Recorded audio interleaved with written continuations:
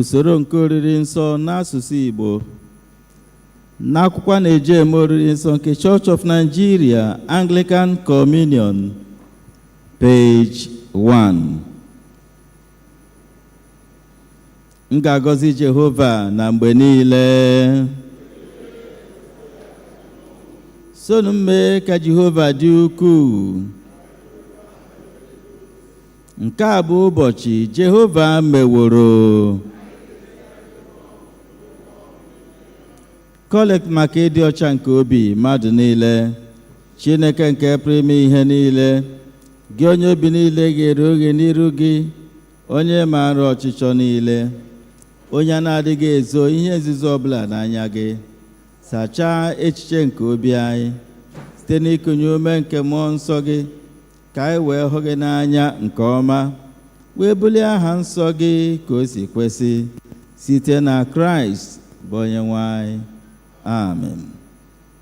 Otuto dịrị Chineke n'ebe kasị elu, udo dịkwara ndị ya n'ụwa. Onyenwe anyị Chineke, Eze nke eluigwe, Chineke na nke pụrụ ime ihe niile, anyị na-asọpụrụ gị, anyị na-enye gị ekele, anyị na-eto gị n'ihe ebube gị. Onyenwe anyị Jizọs Kraịst, naanị otu ọkpara nke Nna, Onyenwe anyị Chineke, nwa atụrụ Chineke, ị na-ebupụ mmehie nke ụwa, mere anyị ebere. Ị na-anọdụ ala n'aka nri nke Nna, nara ekpere anyị. Ị na naanị gị bụ onye nsọ ahụ, naanị gị bụ onye kachasị elu, Jizọs Kraịst, tinyere mmụọ nsọ n'otuto nke Chineke bụ Nna. Amen.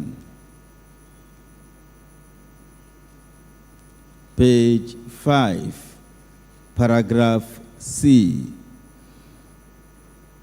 Onyenwe anyị mee ebere. Kraịst mee ebere. Onyenwe anyị mee ebere. Chineke hụrụ ụwa n'anya rinne, na o nyere naanị otu ọkpara ya bụ Jizọs Kraịst, ka ọ zọpụta anyị na mmehie anyị niile, ka ọ bụrụ na-ekpechiri anyị ọnụ anyị n'eluigwe, ma wetakwa anyị na ndụ ebighị ebi. Ka anyị were n'obi nchegharị na okwukwe kwupụta mmehie anyị niile, ka anyị zubesi ike idebe ihe niile Chineke nyere n'iwu, ka anyị na mmadụ niile na-ebikwa n'ịhụnanya na udo. Ka anyị were nwayọọ gbue ikpere n'ala.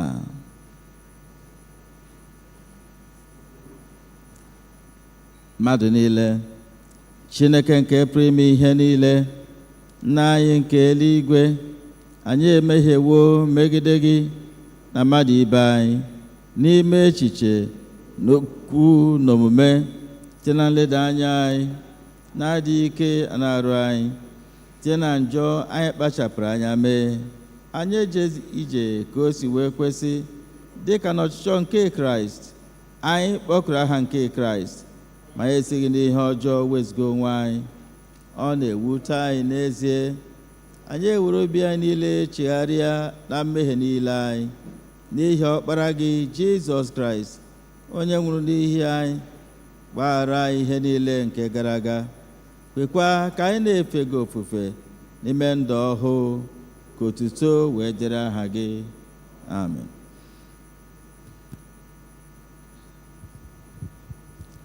Chineke nke pụrụ ime ihe niile, onye na-agbaghara mmehie nke ndị niile chegharịrị n'ezie, ka o merụ na ebere n'aha Jizọs, ka ọ gbaghara unu ma zọpụtakwa unu n'aka mmehie unu niile, ka onye unu ike, gbakwa unu ume n'ezi ihe niile, ka o weta unu na ndụ ebighị ebi, site na Jizọs Kraịst bụ Onyenwe anyị.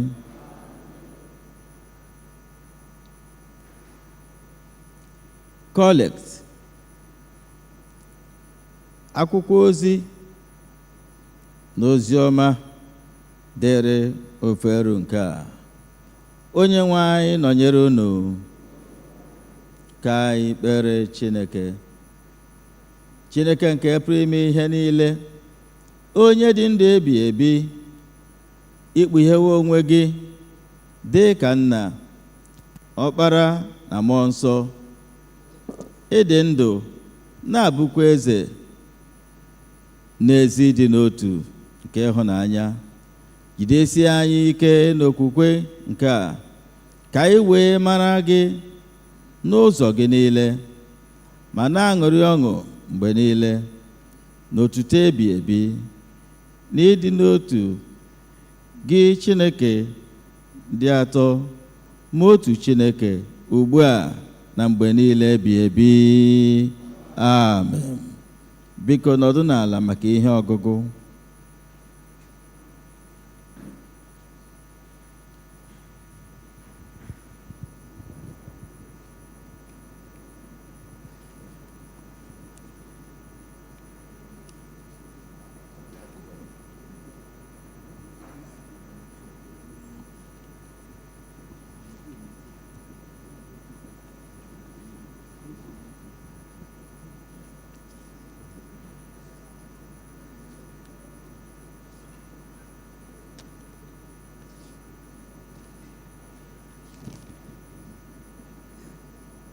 Akwụkwọ ozi nke Pọl onye ozi degara ndị Efesọs, isi nke mbụ, malite ịgụ na amaokwu nke 3.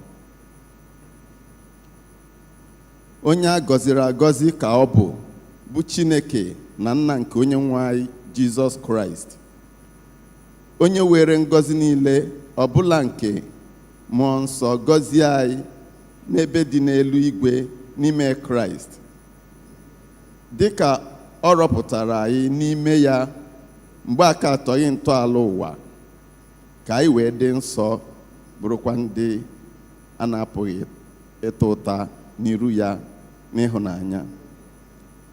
Ebe o buru ụzọ kaa ya aka, ka e wee site n'aka Jizọs Kraịst doo anyị ka ụmụ ya ndị ikom, dịka ọ dị ya ezi mma na ọchịchọ ya, ka e wee too ebube nke amara ya, bụ nke o were amara mee ka anyị nara n'aka ya n'ime onye ahụ ọ hụrụ n'anya, onye anyị sitere n'ọbara ya nwee mgbapụta anyị n'ime ya, bụ mgbaghara nke ndahie niile anyị, dịka akụ nke amara ya si dị, nke o mere ka ọ babigara anyị oke na amamihe na uche niile, mgbe o mesịrị ka anyị mara ihe omimi nke ihe ọ chọrọ, dịka ọ dị ya ezi mma, bụ ihe o zubere n'ime ya, ruo ọchịchị ezinụlọ nke ozuzu oge akara aka, ịchịkọta ihe niile n'ime Kraịst anyị, dịka isi, bụ ihe niile dị n'elu igwe na ihe niile dị n'elu ụwa. N'ime ya ka m kwuru, nke emekwara anyị ka anyị bụrụ ihe nketa n'ime ya, ebe e buru ụzọ kaa ya aka, dịka onye ahụ zubere, onye na-alụsi ihe niile ike dịka izu nke ọchịchọ ya si dị, ka anyị wee bụrụ ndị a ga-eji too ebube ya, anyị ndị lewuru anya Kraịst na mbụ, onye unu onwe unu nọkwa n'ime ya, mgbe unu nụrụ okwu nke eziokwu ahụ, bụ ozi ọma nke nzọpụta unu.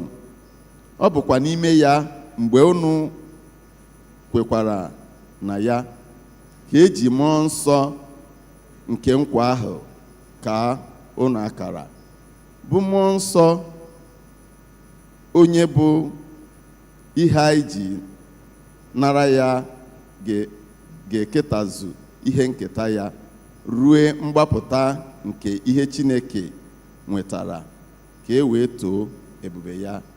Nke a bụ okwu onye nwe anyị.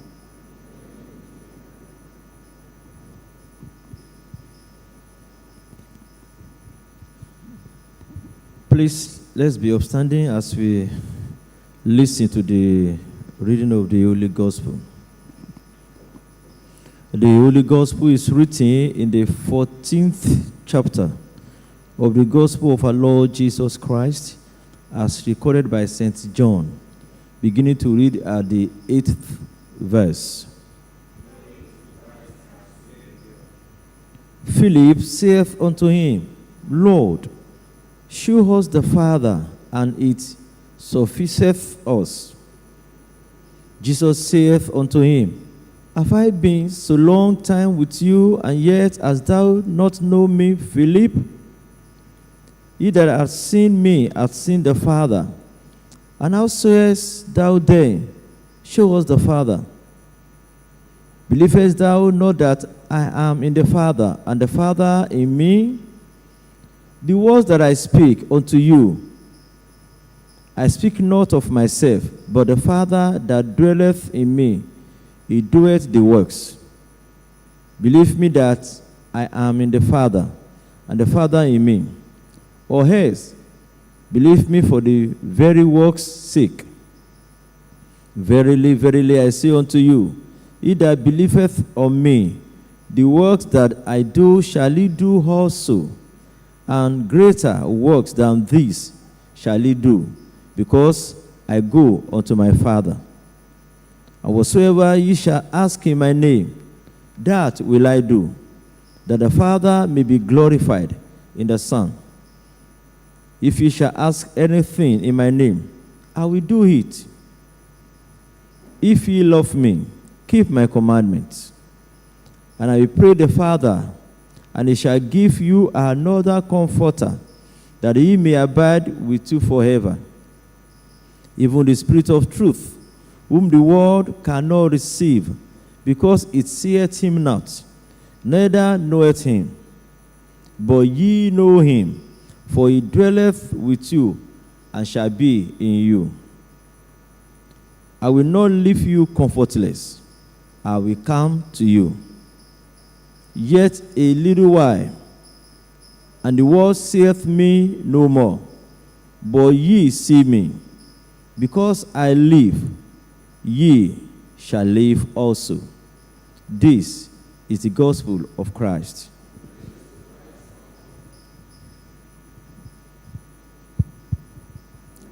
Page 9 na Oriri nsọ. Ka anyị niile guzo ọtọ okwukwe nke na-esi ya mmadụ niile. Anyị kwere n'otu Chineke bụ Nna, nke pụrụ ime ihe niile, onye kere eluigwe n'ụwa, na ihe niile nke anya na-ahụ ma nke anya na-adịghị ahụ. Anyị kwere n'otu onye nwe anyị Jizọs Kraịst, naanị otu ọkpara Chineke, onye nna ya mụtara tutu ụwa niile adị, Chineke nke pụtara na Chineke, ihe nke pụtara n'ihe, ezi Chineke nke pụtara n'ezi Chineke, onye a mụtara amụta ma eke ya eke, onye na nna ya bụ otu ụdị, onye siri n'aka ya wee ya niile, n'ihi anyị bụ mmadụ, n'ihi nzọpụta anyị. O si n'eluigwe rịdata site n'ike nke mmụọ nsọ, o yiri anụ arụ mmadụ, nke nwa agbọghọ na-amaghị nwoke, bụ Mary, wee mee ya mmadụ. N'ihi anyị, a kpọgidere ya n'obe n'ụbọchị Pontius Pilate. Ọ hụrụ ahụhụ ọnwụ, elie ya. N'ụbọchị nke atọ, o si n'ọnwụ bilite ọzọ, dịka akwụkwọ nsọ si kwu. Ọ rigoro n'eluigwe n'aka nri nke Nna. Ọ ga-abịakwa ọzọ n'otuto ikpe ndị dị ndụ na ndị nwụrụ anwụ. Alaeze ya nke ọgwụgwụ. Anyị kwere na mmụọ nsọ, onye nwe anyị na onye na-enye ndụ, onye si na Nna na Ọkpara pụta, onye a na-ekpere na-etokwa ya na Nna na Ọkpara. O kwuru okwu site n'ọnụ ndị amụma. Anyị kwere n'otu Katọlik na Apọstọlik Chọọchị dị nsọ. Anyị kwere n'otu baptizim n'ihi mgbaghara mmehie. Anyị na-ele anya mbilite n'ọnwụ nke ndị nwụrụ anwụ, na ndụ nke ụwa ga-abịa abịa. Amen. Onye nwe anyị nọnyere unu. Ka anyị kpere Chineke.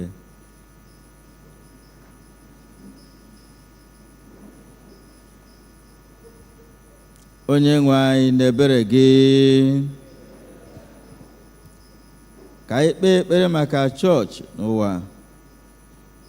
Ka anyị kelee Chineke n'ihi ịdị mma ya. Chineke nke pụrụ ime ihe niile, Nna anyị nke eluigwe, ikwere nkwesị n'ọkpara gị Jizọs Kraịst ịnụ olu anyị mgbe anyị ji okwukwe kpere gị.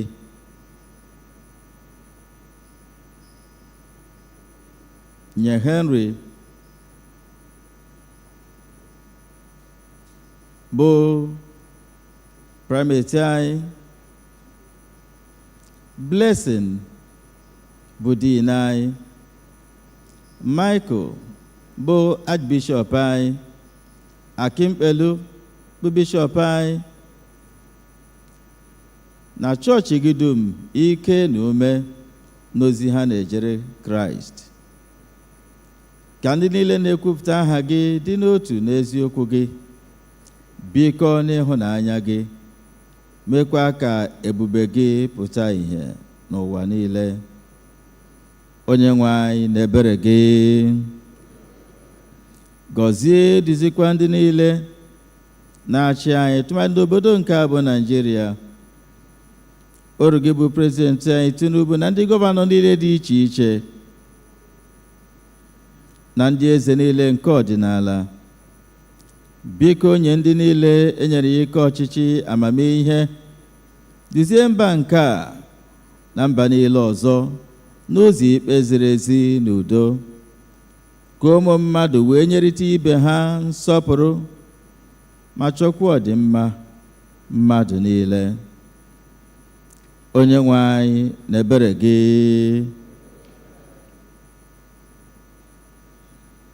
nye anyị n'ezinụlọ anyị na ndị enyi anyị na ndị agbata obi anyị niile amara, ka anyị wee fee Kraịst site n'ijeritara ibe anyị ozi, hụkwa mmadụ ibe anyị n'anya dị ka ọ na-ahụ anyị n'anya. Kasie ha obi, gwọọkwa ọrịa ha bụ ndị niile nọ n'ihe ụfụ nke anụ arụ, ahụhụ nke uche na nke mmụọ ha, tụmadị ndị nọ n'ụlọ mkpọrọ dịgasị iche iche n'obodo anyị, na ndị niile aka ha dị ọcha bụ ndị a na-ata ahụhụ na ndị a na-emegbu n'ihi okwukwe ha n'ebe gị nwa bụ Chineke nọ. Biko nye ha ntachi obi na olileanya n'ime nsogbu ha niile, wetakwara ha ọṅụ ahụ nke sitere na nzọpụta gị. Onye nwe anyị n'ebere gị, nụrụ olu anyị mgbe anyị na-echeta ndị niile nwụrụ n'ime okwukwe nke Kraịst, tụmadị oru gị ndị a, the Venerable Christian Ilekanachi, Sir S.U. Ebo, Ezinne Charity Nwaogu,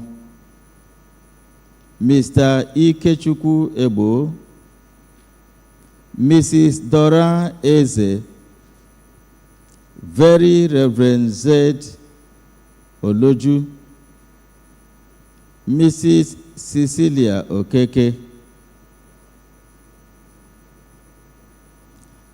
Dị ka nkwa gị niile si dị, biko kenye anyị na-ahụ oke n'alaeze ebi ebi nke gị. Onye nwe anyị n'ebere gị, chọọ onwe gị n'iru Chineke ugbu a.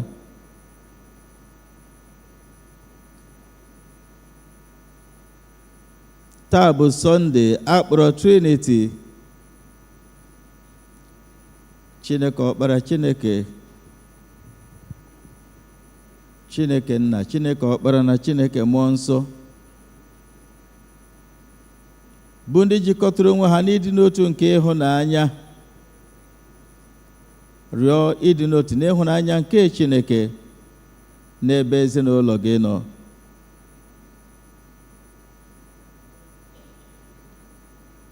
rịọ ịhụnanya na ịdị n'otu na chọọchị Chineke dum tụmadị nke a zukọrọ n'ebe a ugbu a.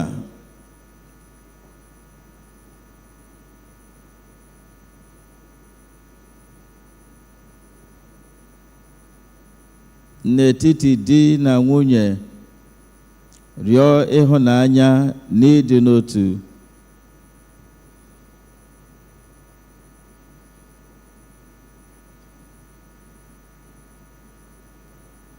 Ebe ọ bụla e nwere ọgba aghara, kwupụ udo nke Chineke na ọdịmma.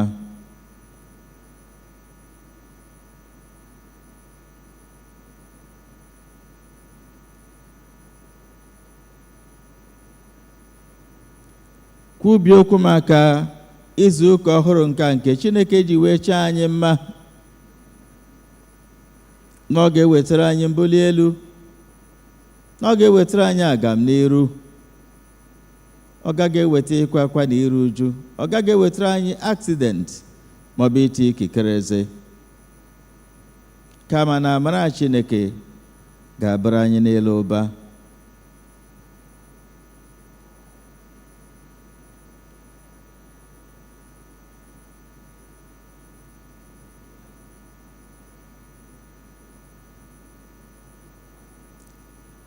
Biko cheta ụmụnne anyị ndị a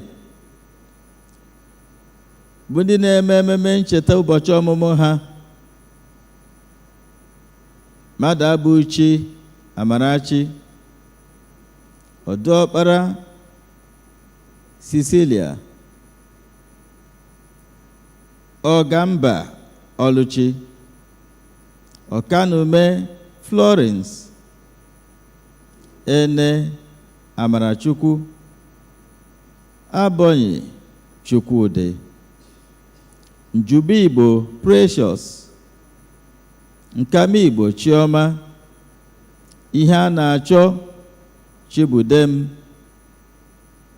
Uche Chibudem, Ala na-eme Uche, Ihuọma Juliet, Ọdụ Chukwuemeka, Agụmmụọ Joseph, Chukwu Ifeanyị, Enwelum Edith, Iyitọ Caroline, Ndukwe Goswell,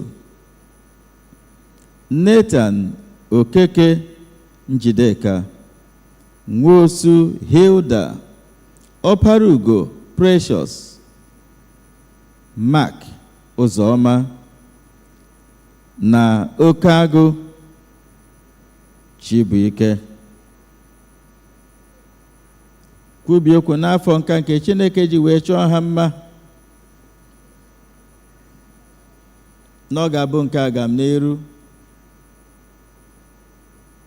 Ha agaghị akwa mmakwara n'ime afọ ọhụrụ nke a. Rịọ amara Chineke n'elu isi ha ụzọ ọbụla ọnwa ga-esi wee bịa. Rịọ ka Chineke nye ha ike nke mmeri. Rịọ ogologo ndụ, ọgwụgwọ nsọ, ahụike na ọdịmma n'ebe ụmụnne anyị ndị a niile nọ.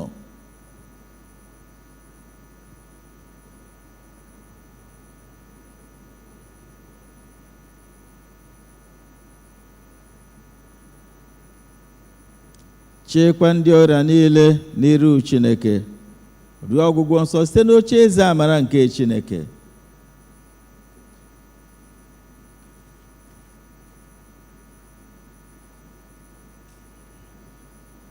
Ọbụna dịka izukọ n'iru Chineke ugbu a, àjà niile anyị ga-achụ n'ebe a, kwubi okwu na ọ ga-aba àjà nke ga-emepere anyị ụzọ na Chineke ga-anara ha, wee mee ka igirigi ngọzi ya na-abawanye ụba n'ebe anyị na ezinụlọ anyị nọ.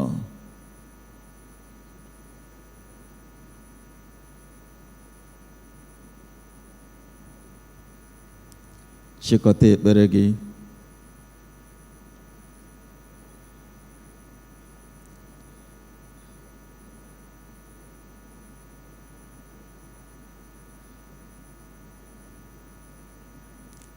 onye nwe anyị na-ebere gị. Ebe anyị na-aṅụrị ọṅụ na nwekọ nke ndị nsọ gị niile, anyị na-aranye onwe anyị na ndị Kraịst niile n'aka ịhụnanya gị nke na-adịghị agwụ agwụ.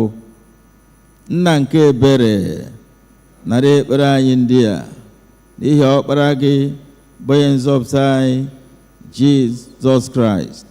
Amen. Biko ka anyị niile guzoro ọtọ.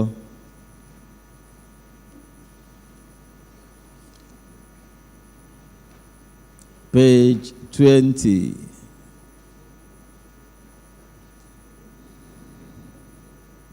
Kraịst bụ udo nke anyị. O mere ka anyị na Chineke dị n'udo n'otu arụ ahụ site n'obe ya. Anyị na-ezukọ n'aha ya na-eketa oke n'udo ya. Udo nke onye nwe anyị dịrị unu mgbe niile. Ka anyị kelerịta ibe anyị ekele udo. My hands are filled with the blessings of the Lord. My hands are filled with the blessings of the Lord. Anyone I touch surely must be blessed. My hands are filled with the blessings of the Lord.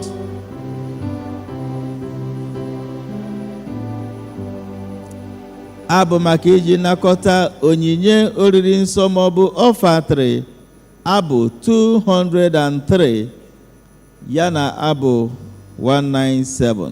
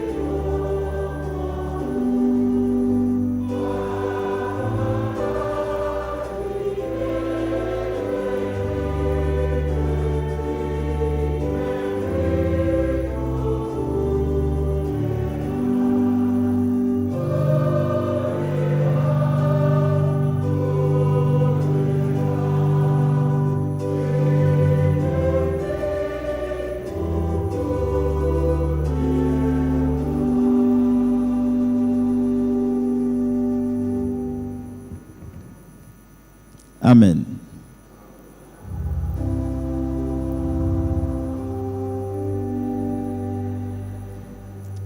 Page 21 n'akwụkwọ oriri nsọ. Onye a gọziri agọzi ka ị bụ onye nwe anyị Chineke nke niile kere eke. Site n'obiọma gị ka anyị nwere achịcha nke a inye nke ala mepụtara aka mmadụ mekwa ya. Ọ ga-abụrụ anyị achịcha nke ndụ.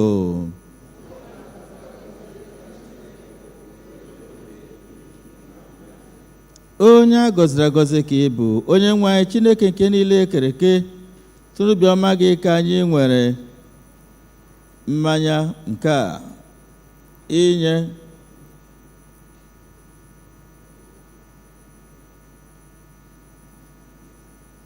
mkpụrụ nke osisi vaịn nakwa ọlụ aka mmadụ.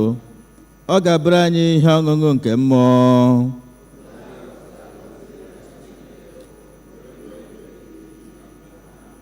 Onye nwe anyị nọnyere unu, bulite n'obi unu. Ka anyị onye nwe anyị Chineke anyị ekele. O ziri ezi n'ezie. Ọ bụkwa ọlụ na ọṅụ anyị inye gị ekele n'otuto mgbe niile na ebe niile. Nna dị nsọ, eze nke eluigwe, Chineke nke pụrụ ime ihe niile, nke dị ndụ ebighị ebi, site na Jizọs Kraịst naanị otu ọkpara gị bụ onye nwe anyị. N'ihi na ọ bụ okwu gị ahụ nke dị ndụ, isi n'aka ya wee ka ihe niile site na mbụ, meekwa n'oyiyi nke gị, isi n'aka ya mee ka anyị pụọ n'oru nke mmehie. Ebe i mere ka a mụọ ya n'ụdị mmadụ, mekwa ka ọ nwụọ n'elu obe. I mere ka ọ si n'ọnwụ bilie wee welie ya elu, ka ọnọdụ n'aka nri gị n'ebe kasị elu. I siri n'aka ya zikwasị n'isi anyị mmụọ gị nke dị nsọ ma na-enyekwa ndụ, wee mee ka anyị bụrụ gị ndị na ihe onwunwe. Ya mere anyị na ndị mmụọ ozi na ndị isi mmụọ ozi n'usu niile nke eluigwe na-ekwusa ahụ ukwu gị dị ebube, na-eto gị mgbe niile na-asị: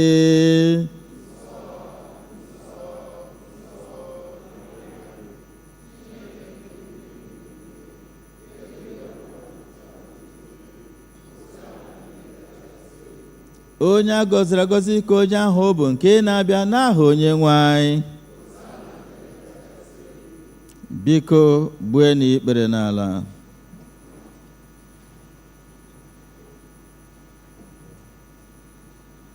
Nara otuto anyị nna nke eluigwe site n'ọkpara gị Jizọs Kraịst bụ nzọpụta anyị.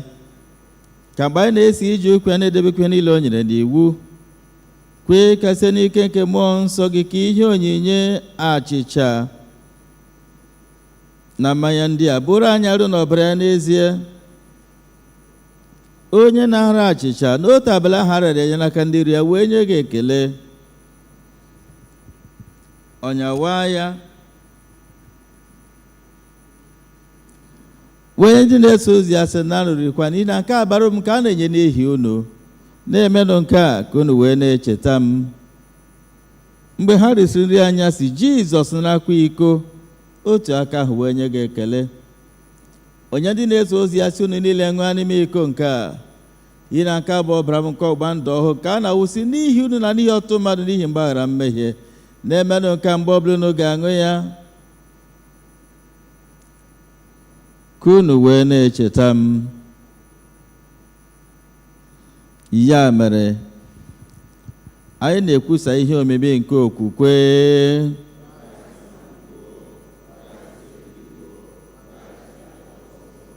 Ya mere nna nke eluigwe, anyị na-echeta aja o jiri onwe ya wee chụọ ya naanị otu mgbe n'elu obe, na-ekwusakwa mbilite n'ọnwụ ya dị ike na nrigo n'eluigwe ya dị ebube, ebe anyị na-ele anya na ọ ga-abịa ọzọ na ebube.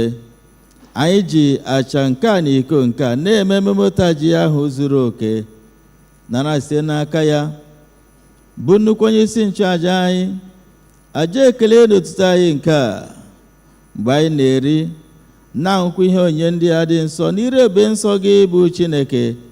Menwe anyị ọhụụ site n'ike nke mmụọ gị, kụnye n'ime anyị mmụọ ịhụnanya gị, jikọtakwa anyị niile n'ime arụ nke ọkpara gị Jizọs Kraịst bụ onye nwe anyị, site na ya na nnọnyere ya na n'ime ya na site n'ike nke mmụọ nsọ, anyị na ndị niile na-ezukọ n'iru gị n'ụwa n'eluigwe na-akpọ isi ala nye gị, nna nke pụrụ ime ihe niile, nna bụ nke otuto ebighị ebi.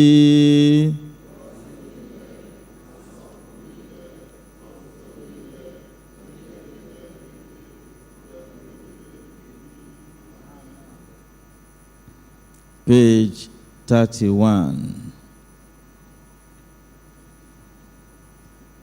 Nwa atụrụ Chineke, ị na-ebupụ mmehie nke ụwa.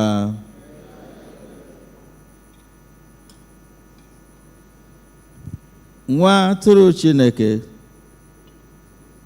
ị na-ebupụ mmehie nke ụwa. Nwa atụrụ Chineke, ị na-ebupụ mmehie nke ụwa. Ekpere nke obi dị umeala mmadụ niile, anyị azọbaghị ya ụkwụ ịbịa na tebụl nke gị, onye nwe anyị, onye ebere, ka tụkwasịrị obi n'ezi omume nke onwe anyị, kama anyị tụkwasịrị obi n'ọtụtụ ebere ukwu gị. Anyị ekwesị ịtụtụkọ iri nri n'okpuru tebụl gị, ma gị bụ otu onye nwe anyị ahụ, onye nwe ime ebere mgbe niile. Ya mere, kwee onye nwe anyị nye amara ka anyị si otu a rie arụ nke Jizọs Kraịst bụ ọkpara gị hụrụ n'anya, ka anyị sikwa otu a ṅụọ ọbara ya, ka anyị wee biri n'ime ya, ka ya onwe anyị birikwa n'ime anyị mgbe niile. Amen. Ọbara Jizọs emewo m mma, o mewo anyị mma, o mewo anyị mma. Ọbara Jizọs emewo anyị mma, o mewo anyị mma. Ikwere ọ ga-eme gị mma.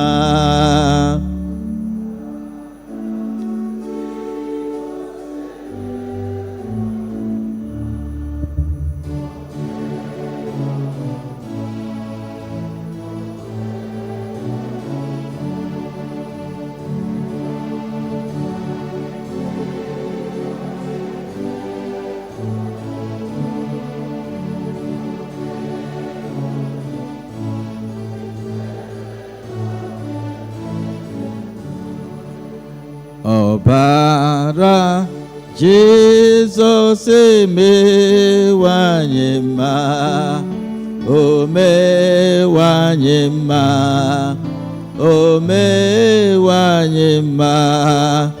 Ọbara Jizọs emewo anyị mma, o mewo anyị mma. Ikwere ọ ga-eme gị mma.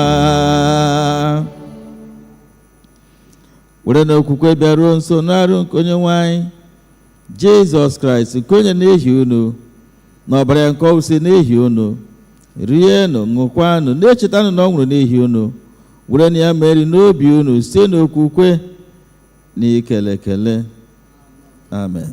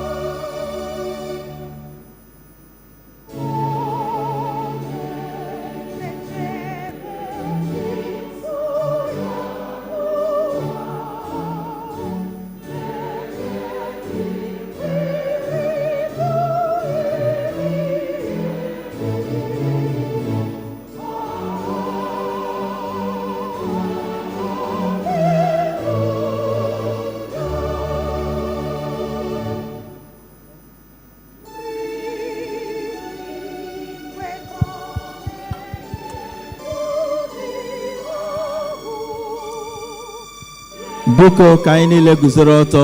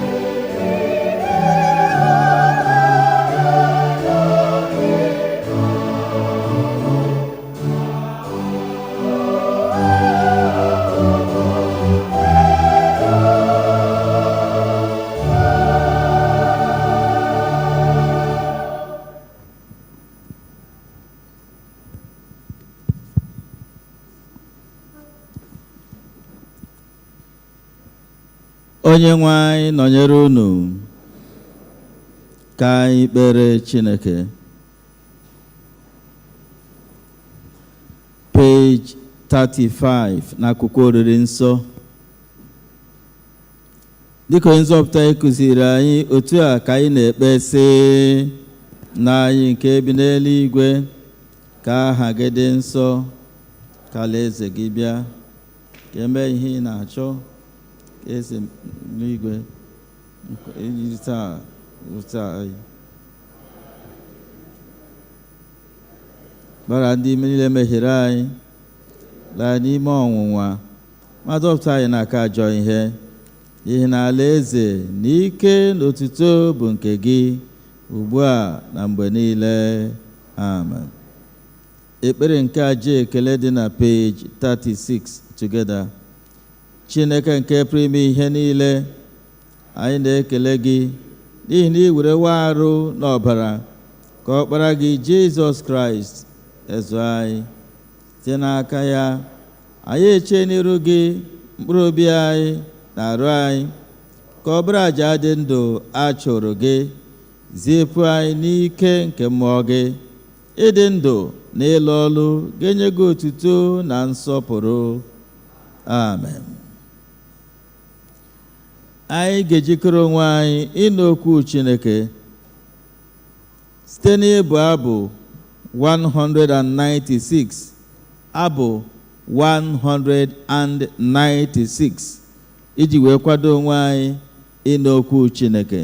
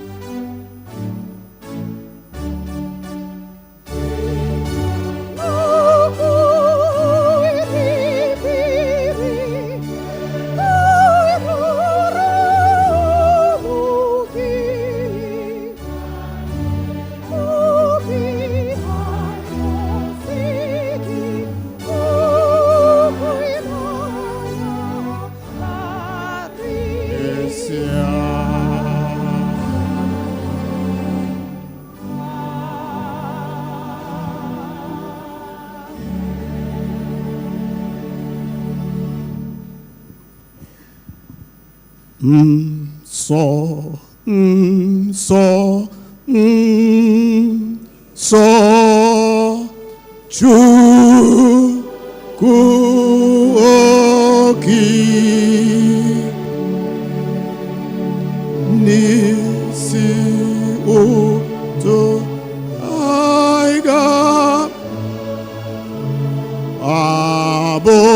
onye gị nsọ nsọ nsọ onye ebe atọ otu Chukwu dị.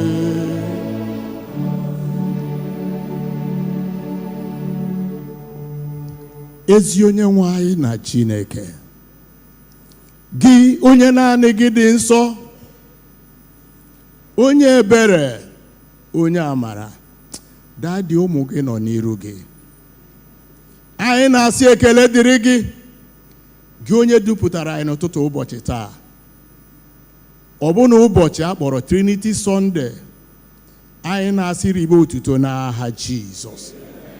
Dadị bịa gwa anyị ka anyị wee nụ, meghepụ akọ na uche anyị ka anyị wee ghọta, mana mkpokọta Chukwuọma, ekwena ka okwu ndị a anyị na-anụrị ga-anụkwa bụrụ ihe ga-ama anyị ikpe n'ụbọchị ikpeazụ, kama ka ọ bụrụ anyị nzọpụta. Na n'ezie n'ezie nzukọ a nọ n'ebe a ugbu a ga-anọ n'ọṅụ, ọ bụghị na mwute, n'aha Jizọs Kraịst bụ onye nwe anyị.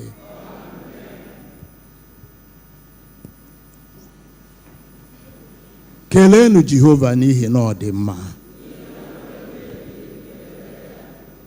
Eji m ohere a na-eke na ụkọchukwu anyị na ndị ya na ha na-eje ozi maka ohere e nyere m ịgbagote n'elu ebe a. Ọ bụghị ozuzu oke ma ọ bụ nkwesị, kama dịka ọ masịrị Chineke. Keleenụ ya ọzọ na ọ dị mma n'aha Jizọs. N'izu gara aga ekwuru okwu Pentikọst, abi ọtụtụ mgbe a na-echeta ya, ana m asị, ọ gịnị bụzi na nzukọ a bụ ndị Anglican, majority of us ekwenyeghị na ha so na Pentecostal.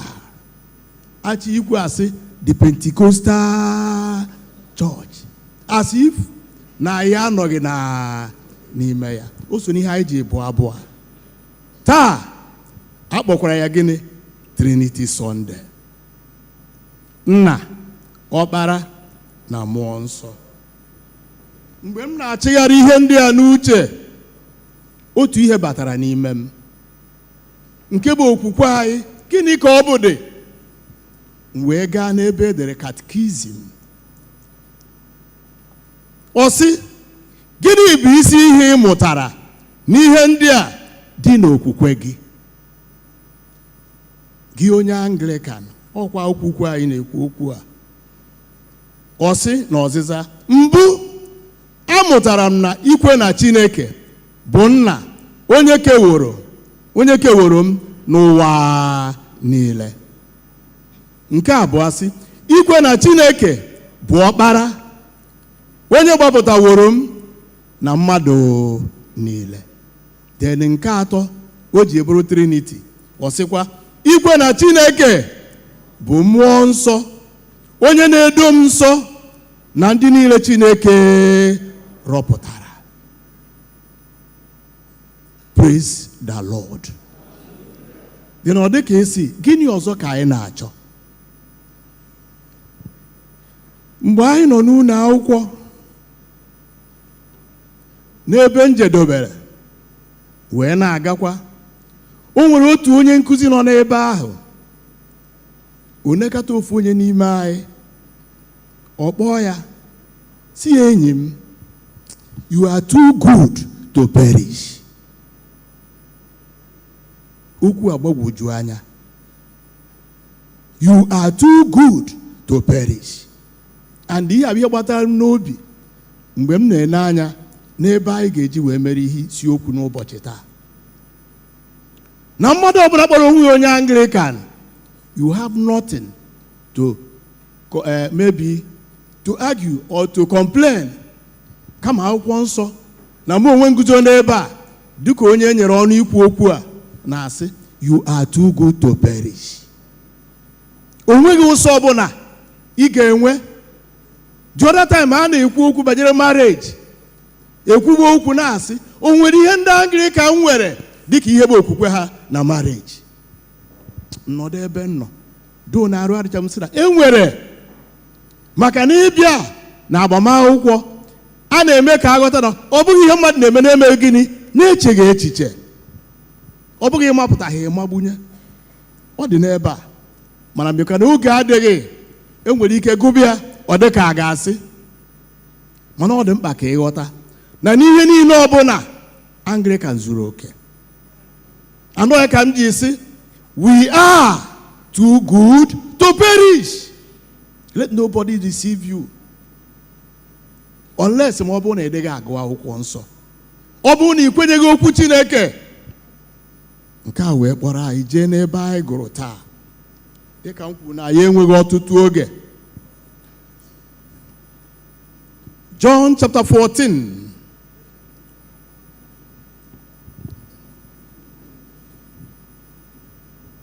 Ọ sị na verse 8 ebe ọ malitere, Filip sị ya, onye nwe anyị, gosi anyị nna ahụ, ọ ga-eme gịnị? Ọ ga-ezukwara anyị. Show us the Father, and it sufficeth us. Then gezie ntị ka ịnụ ihe ọ gwara ya. Nke a bụ ajụjụ a na-ajụ mụ na gị na-abụ n'ụtụtụ a. Verse 9 wee sị, Jizọs sị ya, ogologo oge dị otu a ka mụ na gị nọ mgbe ị mataghị m Filip. Ogologo oge dị otu a ka mụ na gị nọ ma ị meghị gịnị? Ị mataghị m. Then why are you here? Why do you come every Sunday? Why do you come every Monday for Bible study? Ma ị maghị onye ị na-abịakwute. Ogologo oge dị otu a, ọtụtụ arọ dị otu a ka ị nọ ma ị meghị gịnị? Ị maghị onye m bụ. Kedu ihe ị na-abịazi ime? Ọ bụrụ na ị maghị Chineke, ọ ka ị mara ihe, ọ ka ị mara ihe, ọ ka ị mara Chukwu ebere, ka ị mara ihe, ọ ka ị mara ihe, ọ ka ị mara ihe, ọ ka ị mara Eze Jizọs, ka ị mara ihe. Echere m na ọ bụ ihe a ka Filip ji jụọ ajụjụ a, maka na ọ maghị, ọ ghọtabeghị. Maka ọ bụrụ na ọ ghọtara, o nwere ihe ekwu even before this verse 8. Na verse 6 ọ sị, Jizọs sị ya, mụ onwe m bụ ụzọ na eziokwu na ndụ. Ọ dịghị onye ọbụla na-abịakwute nna m ma ọ bụghị site na m. Verse 7 wee kwuo sị, ọ bụrụ na unu maara m rie, unu ga-amatawokwarị nna m. N'ihi na ugbu a unu maara ya, unu ahụwokwa. Then why did Philip go ahead? Mgbe ọ na-asị ya, ọ bụrụ na unu maara m, unu ga-amaraworị nna m. And Philip nọdụkwa wee jụọkwa ajụjụ a, gosi anyị nna. Achọrọ m ịjụ gị nwa na mụ onwe m dịka nna ajụ mgbe m na-enegharị anya n'akwụkwọ nsọ, onye bụ Chineke, onye bụ nna a na-ekwu okwu ya? Okwu otu katkizin ahụ unu bụ ndị Anglican na anyị na-agụ na-asị Chineke bụ mmụọ. Ọ bụ ezie na anyị eme gịnị? Ma ọ na-ahụ. then why eji asị onye bụ nna?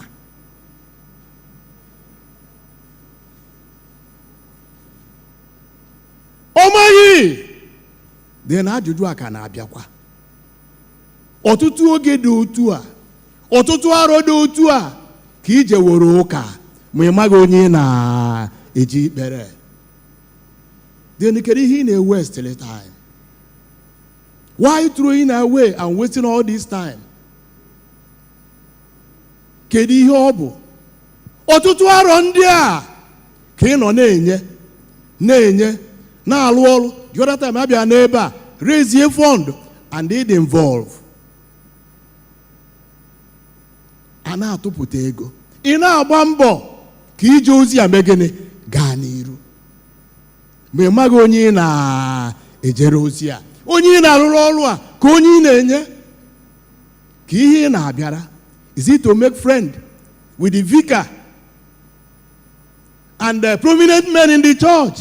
I tell you, ọ bụrụ na ọbịa bụ ebumnobi gị, you are on the highway to nowhere. Onwekwa ebe ị na-eje. Maka na akwụkwọ nsọ mụ na gị bụ na-ekwu okwu sị n'ụbọchị ahụ ụfọdụ ga-abịa na-ekwu na ha buru amụma na gịnị? N'aha m. Emere nke ọ sị amataghị m onye. Amara m onye nwe m. Amara m onye nwe m. Amara m onye nwe m. Onye nwe m. Ma are you sure? Are you sure? Na-emeghepụ akwụkwọ ndị ọ maara n'afọ gị dị ya. Emeghepụ akwụkwọ ndị edere aha ha n'afọ gị dị ya. Ọ ya ka o ji dị mkpa. Philip mụnwa bụ osita Theophilus. Arọ niile ndị a, oge niile ndị a, you have gone. A license ya gị, commission gị as a reader in the Anglican church. Ma ị maghị onye bụ onye isi niile na-ejere ozi. Na-emeghepụ ụzọ, ọ maghị onye ị bụ.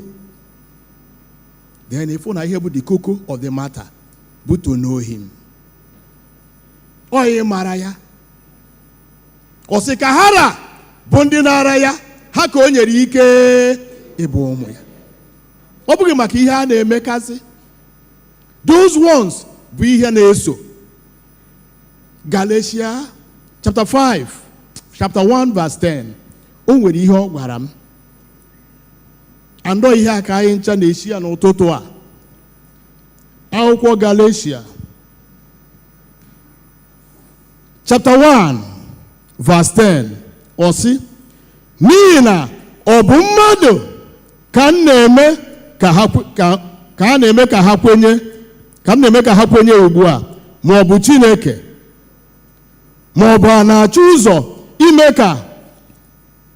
ime ihe ga-atọ mmadụ ụtọ. Ọ bụrụ na anọ m na-eme ihe ga-atọ mmadụ ụtọ, m gaghị abụworị oru nke onye Kraịst. Ajụjụ ị ga-ajụ onwe gị, mụnwa na-ajụ onwe m. I know ị na-agba mbọ. I know n'ahịa you preach. I know inside the bus you preach. Ime onye ị na-ejere ozi ya. What is your relationship with him? Philip, ọtụtụ arọ ndị a, ọtụtụ oge ndị a ka mụ na gị nọ ma ime gịnị? Ị maghị m. Gịnị kedu ihe ị chere ibi n'igwe ga-abụ?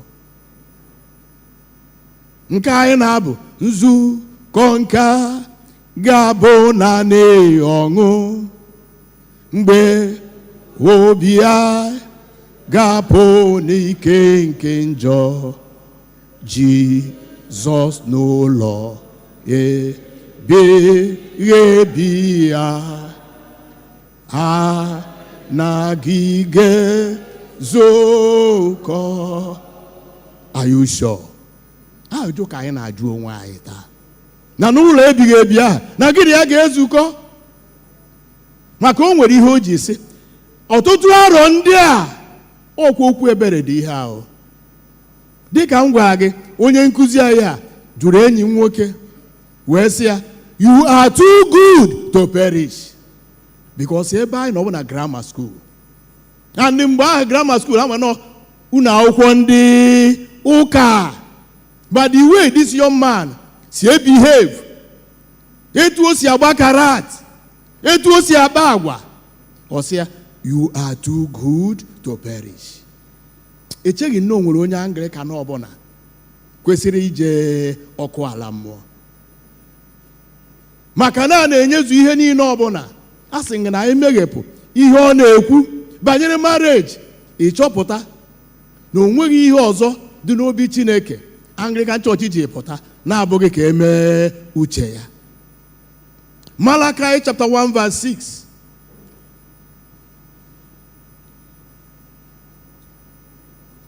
Malachi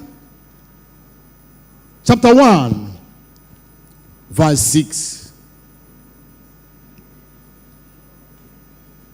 O ihe batara n'obi na ihe eji ajụ ajụjụ a banyere mụ na gị na-abụ. Mmebu ụzọ gụọ ya n'oyibo ọsị. A son honors his father, and a servant his master. If then I be a father, where is my honor? And if I be a master, where is my fear? So the Lord of hosts, says the Lord of hosts unto you, even O priests that despise my name. And ye say, wherein have we despised thy name? Unwekwu onye ọ rapụrụ. Whether me gba collar, whether me nya medallion, and whatever able, unwego onye ọ sọrọ. Ọ bụghị title. Kama ọ sị, ọ bụ na nna ka m bụ.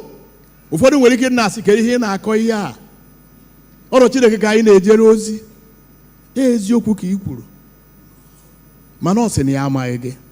And ihe o jighị mara gị bụ na akparamagwa na onweghị mgbe gị na ya nwere nkwekọta. Maybe ị na-eje ozi a for people to see you. Then kedu ihe ị na-achọrọ otuto Chineke? When you have received the applause of men, what again do you require? Ọ bụ na akwụghachibeghị gị ụgwọ. Ọ chọrọ ka ị gaa deeper than that. Ogologo arọ ndị a ka mụ na gị nọ. Ogologo arọ ndị a ka ị na-abụrụ m abụ. Ogologo arọ ndị a ka ị na-agba mbọ a. I know maybe the diocese unu nwa hibere ya.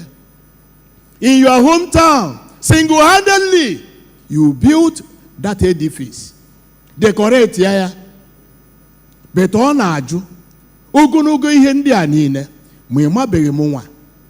Nke bụ na n'ụlọ ahụ ị lụrụ asị anụ ekpere Chineke na ọ bụrụ na m na-abata ị madịghị na onye a bụ ya. Ị maghị because ị chọghị ime gịnị? Ị mara. Ebe a ka okwu dị.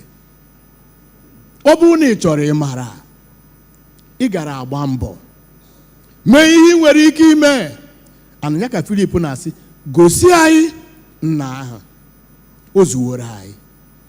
Maka n'ime nna ihe niile mee gịnị? Zuru oke. N'ime nna nzọpụta dị. No wonder Nicodemus ji jụọ ajụjụ ahụ. Ọkwa nnukwu mmadụ ka ọ bụ na chọọchị. Mana ihe dị ya mkpa bụ, I want to make heaven. Gịnị ka m ga-eme? Ọ sị ya na agaghị ịmụ gị ọzọ.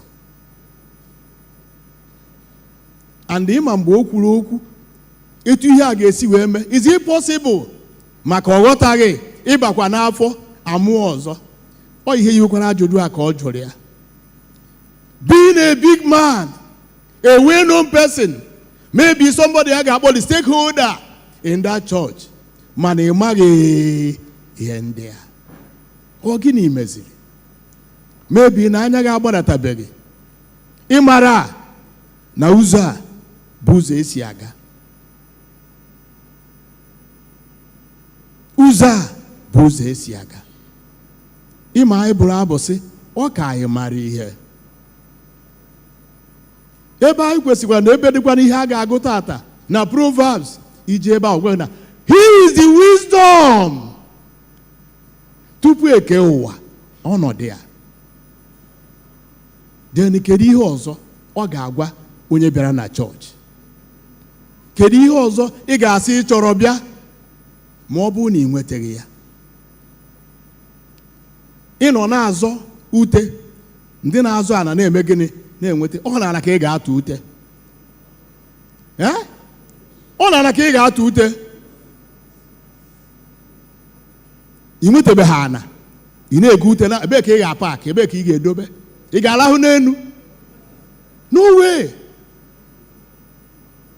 The first thing first. Bụ n'ụzọ chọọ alaeze ya na gịnị? Na ezi omume ya. Ihe ndị ọzọ a ga-atụkwasị. O nwere foundation.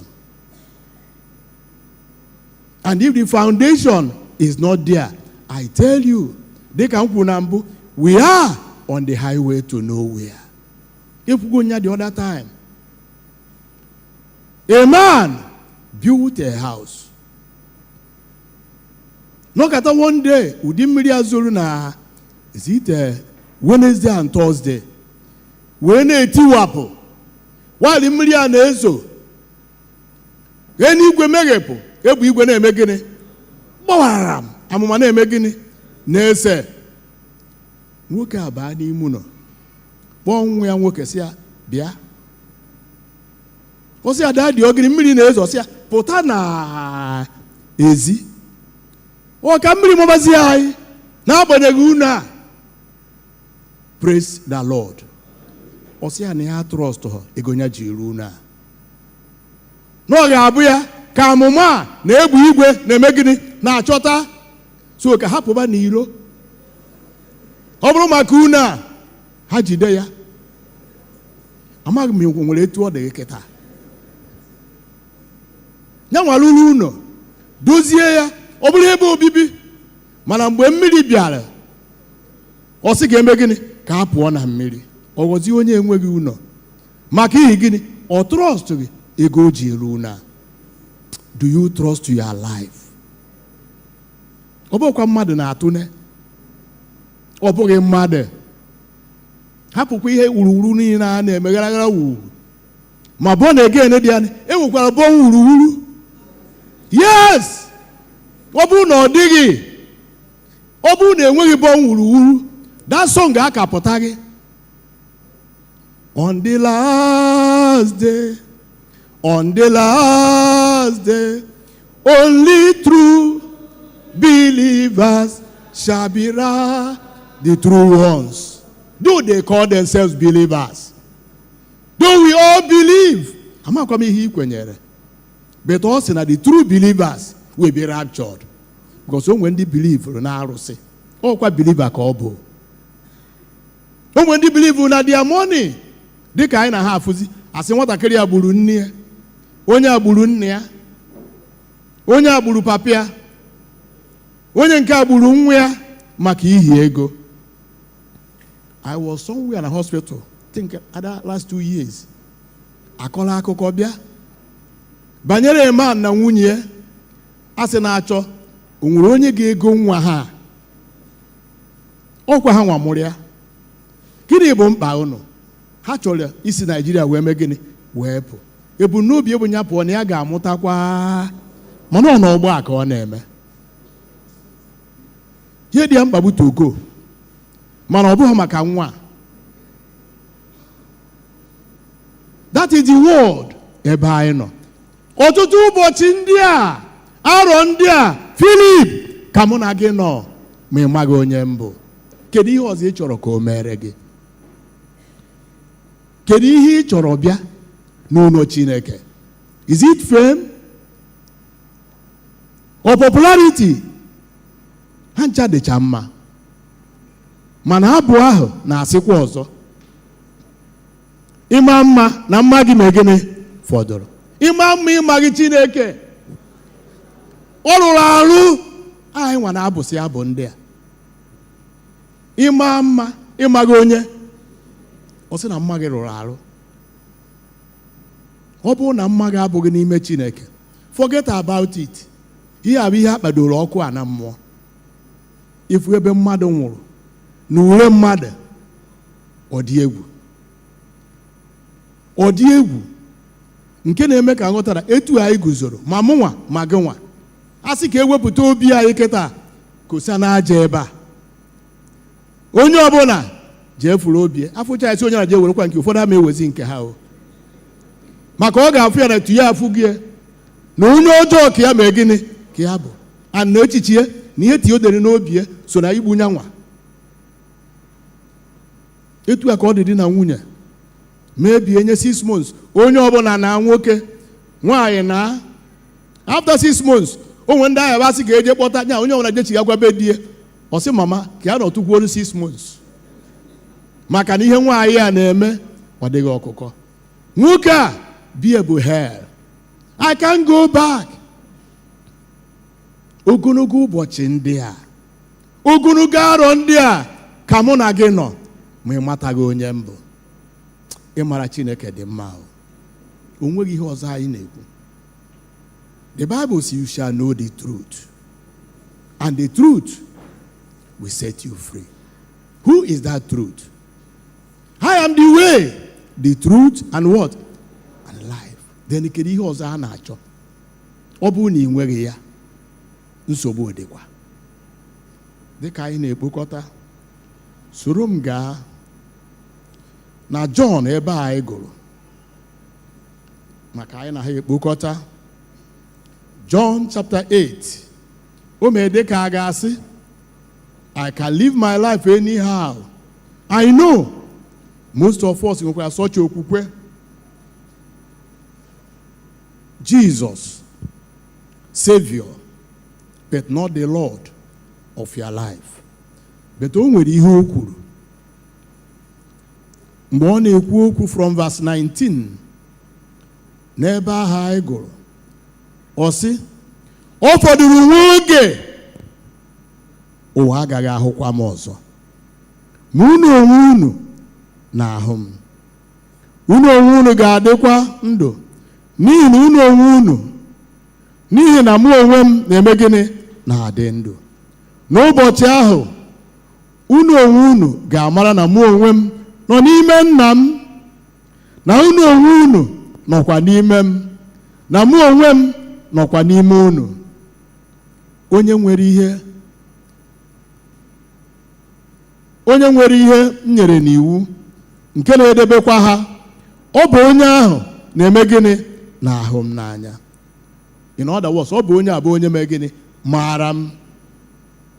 Onye na-ahụ m n'anya, Nna m ga-ahụkwa ya n'anya, mụ onwe m ga-ahụkwa ya n'anya, werekwa onwe m mee gịnị gosi ya. Den o wee sị mgbe ọ na-ekwu okwu a,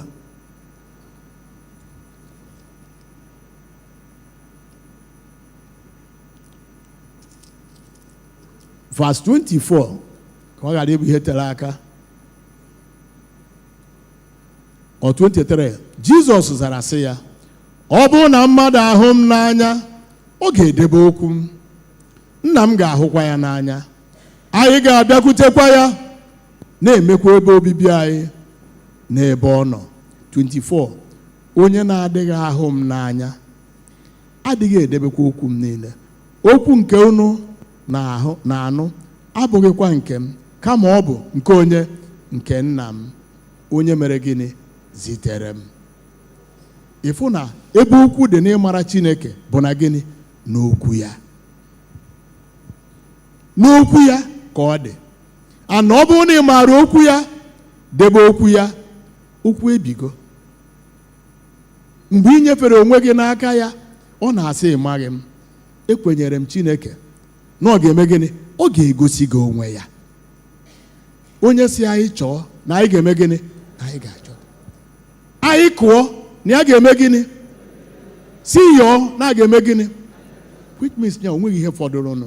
Ọ bụrụ na ihe ọ banyere onwe gị, not minding the state and the condition ị nọ ugbu a, I tell you, ọ ga-emezu okwu ya. maka na ọ bụ onye na-amụ anya n'ebe okwu ya dị ime gịnị imezu ya. Ọ ihe ọ na-arụ ebe okwu ya na ọ na-esogide ya. He cannot deny his word, because denying his word means denying himself. Ọ gaghị agọnarị onwe ya. Maka ihe o ji okwu ya. Come to him with okwu ya. Ịma n'ime gịnị ijide gị ya na njọ. Asịgwo na mmehie na-eji nji dị ka unyi, o kwuru sị na a ga-eme gịnị agbaghara ọsacha. Mana ihe dị mkpa bụ na gị nwa, ọ gị nwa, gị nwa. Then I want to ask us, do we believe? Ikwere, sọ kwere ị ga-enwe ndụ, kwere ị ga-enwe ọṅụ, kwere na onye nwe anyị Jizọs bụ ndụ ebighị ebi. Sọ kwere o ị ga-enwe ndụ, kwere ị ga-enwe ọṅụ, kwere na onye nwe anyị Jizọs bụ ndụ ebighị ebi. Ka anyị kpere Chineke. Amaghị m ihe ị na-ekwu banyere onwe gị, kama ajụjụ aha na-abịakwa. Ọ bụrụ na ichefuo ihe ọbụla, echefuna that you are too good to perish. Ọtụtụ arọ ndị a, ọtụtụ ogologo ụbọchị ndị a, ọtụtụ millions and billions of naira ka ị sụnyegoro n'ime ụlọ Chineke, n'ije ozi Chineke. Even your very self, onye go gị wundu na-arụ n'akụkụ dị iche iche, agbụgụ gị ọtụtụ mkpọrọkọ ọnụ, bụgị ọtụtụ ebubo, mana ị maghị onye a ọ na-akpọ gị na ụtụtụ a. Bịakute Jizọs n'ọnọdụ na kwụkwọ ya kozi rayozo ta koneguzo n'etiti ya ji nwayọ na si bịa nwanne m nzu gabo na ọṅụ mgbe obi ya gapụ n'ike nke njọ. Jizọs n'ụlọ ebighị ebi ya anagide zukọ. Soro dum na n'obi gị kwuo okwu a. I say to myself, I say to myself, stop going astray, stop going astray, but return unto Jesus, that's Bishop of my soul. I say to myself, say to yourself, stop going astray, stop going astray, but return unto Jesus, that's Bishop of my soul. Ezi onye nwe anyị na Chineke nna nke pụrụ ime ihe niile. Daddy, ekele dịrị gị. Otuto na nsọpụrụ dịrị aha gị. N'imere anyị ka anyị bụrụ ndị bịara n'obi nsọ gị. Ndị na-abịaghị, amaghị, aghọtaghị, anụghị. Ọ bụrụ ịdọ aka na ntị na ịba mba, ọ bụghị na mwute ma ọ bụ na ajọ obi gị, kama na ịhụnanya ka iji wee na-asị anyị, unu abịagwa ọtụtụ mgbe ma unu maara onye mbụ. Daddy, nzukọ gị a na ka ha bụ ndị na-asị, Daddy, zie ya onwe gị, mee ka anyị mara gị. Daddy, anyị abịa wee na-arịọ n'ụtụtụ a n'akụkụ niile nke amaghị ihe na enweghị nghọta onye Igbo si achị na ndụ anyị. Anyị ji emegheri na-eme nke na-ekwesịghị. i wee kwuo okwu sị nna gbaghara ha na ha amaghị ihe ha na-eme. Daddy, ugbu a ka ị na-asị gịnị bụ na anyị amaghị? Daddy, anyị chọrọ ịmara gị, anyị chọrọ ịmara gị. Gbaghara anyị n'akụkụ ngharịpụ niile, ma zi anyị onye ịbụ, dọrọ anyị nye onwe gị, mee anyị ka anyị bụrụ nke gị, ka n'ime okwu, n'ime echiche, n'ime onyinye na n'ime ije ozi a ka enye aha nsọ gị otuto, ka ngọzi na nzọpụta zuru okwe bụrụ nke anyị bụ ụmụ gị. Gọzie nzukọ gị a, gọzie ndị na-ejere gị ozi, gọzie ịgba mbọ ụmụ gị, ma mee ka ozi ọma gị gbasaa, ka ndị a ga-azọpụta wee rie nne, n'aha Jizọs Kraịst bụ onye nwe anyị.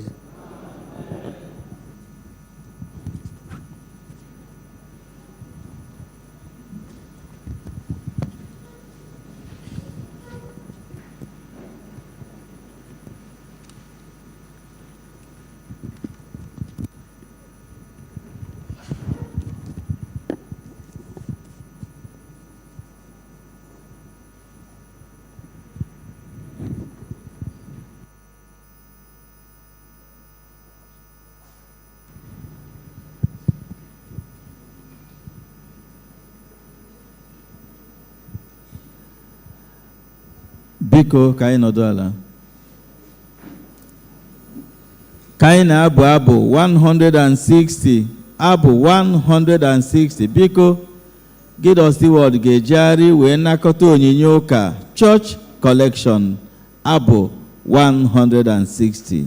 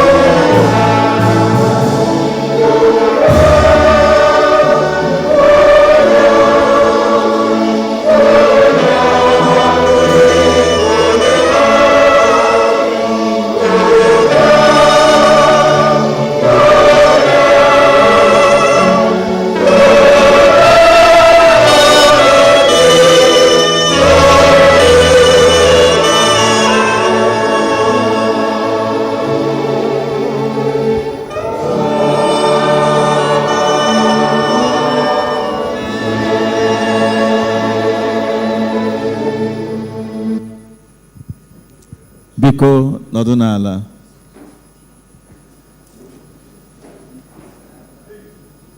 Ka ndị be anyị na-eti egwu ugbu a, ndị niile ji otu ụzọ n'ụzọ iri ga-agbagote na altar. Tithe, biko ka anyị gbagote na altar. Band, over to you.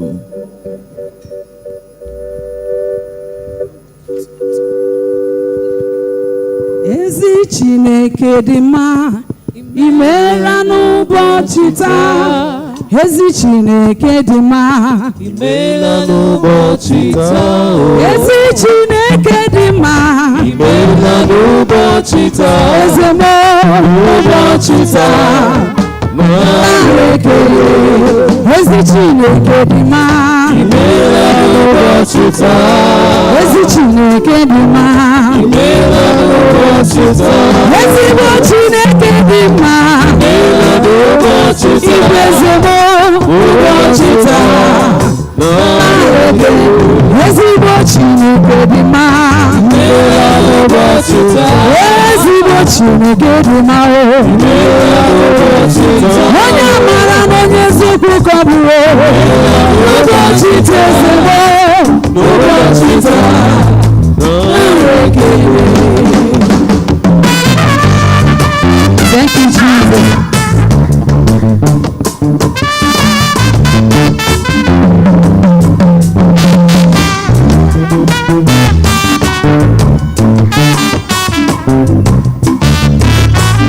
Ezigbo Chineke dị mma, imeela n'ụbọchị taa. ịbụrụ onye eziokwu ka ọ na-aza imeela n'ụbọchị taa. Chukwu mara onye bụ ihe bụ ibu n'ụbọchị taa. Ezigbo n'ụbọchị taa. ezi Chineke dị mma, imeela n'ụbọchị taa. ezigbo Chineke dị mma, imeela n'ụbọchị taa. na mekene nara ọtụtụ ụmụ imeela n'ụbọchị taa. ezigbo n'ụbọchị taa. Please let us pray. Father, we thank you for you take delight in us. So also whatever we do to earn a living, to put body and soul together, you also take delight in such. And so, Lord, you are the pathfinder. You are the navigator. Commit your children to your hand as they have brought their tithe. That, oh Lord, going forward, even this week, the rest of the month, the rest of the year, throughout life existence, be their pathfinder in the name of Jesus. Make way for them where there seems to be no way in the name of Jesus. Grant unto them great assistance where they have inclined their heart for help, where they least expect. Let help locate them. Let your favor distinguish them. Let your mercy prevail and avail even over them and all theirs in the name of Jesus. Glorify yourself on their behalf. Thank you, Father. Fill their heart with joy, their mouth with laughter. Even their homes with provision in the mighty name of Jesus. Comfort them on all sides in Jesus' mighty name. Thank you, Father. In Jesus' mighty name we pray. onye ọma m nsọ nsọ gị bụ onye ọma m onye na-enye ndụ naanị gị bụ onye ọma m esiri mara ụzọ Chukwu naanị gị bụ ụzọ ikuku ọma n'anya bịa nara oge na-erube n'ihu nsọ gị bụ onye nsọ gị bụ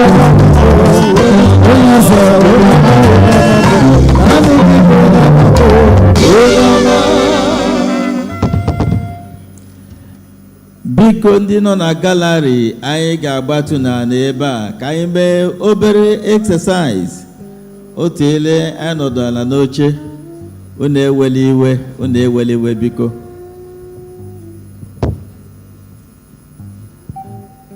anyị nwere ụzọ ebe isii anyị ga-etinye onyinye anyị n'ikele Chineke ekele n'ihi ihe ọ bụ na ndụ anyị niile. The first one bụ sacrifice collection. Sacrifice collection. nke a nọ n'ihu altar ebe a bụ kingdom seed.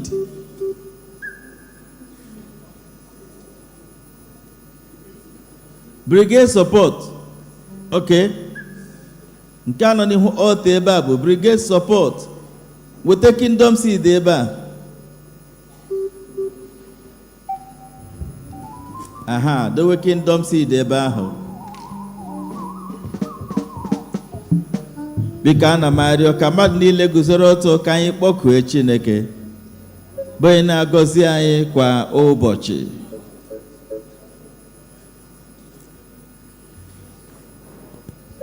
Onye nwe anyị na Chineke, anyị na-ekele gị, gị onye na-eme ka amara gị na-abara anyị ụba. Ị na-eleghara dị ike anyị anya ma na-eme ka ire ọma gị na-amụkwasị anyị. Ị na-echebe ọpa anyị na mbata anyị. Ị na-eburu anyị agha niile zoro ezo ma nke pụtara ihe na-enye anyị mmeri. Ị na-enye anyị amara ije.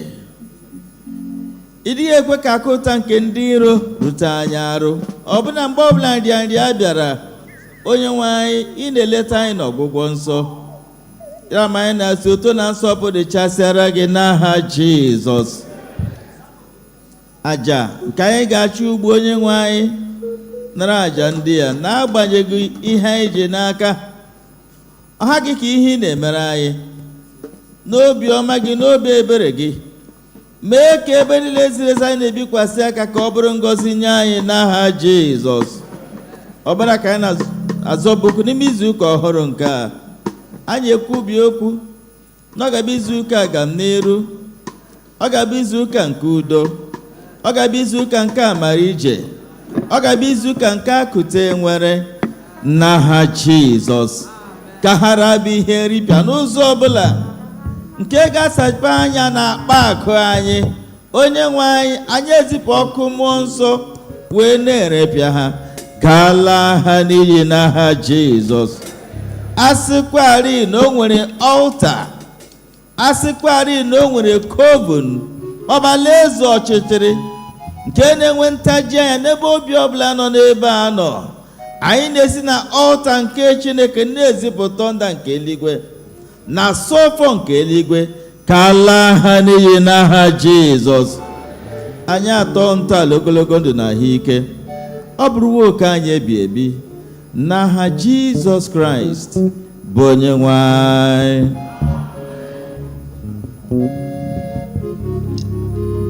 Anyị ga-abụ n'abụ anyị chere n'ụdị Kingdom Seed Hymn.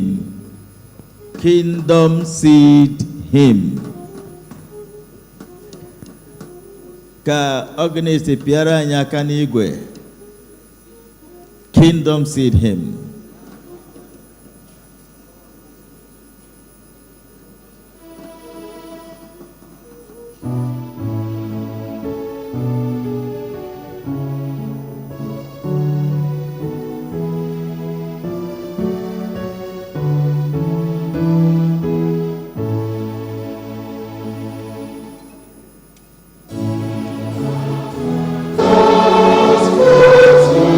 Okay.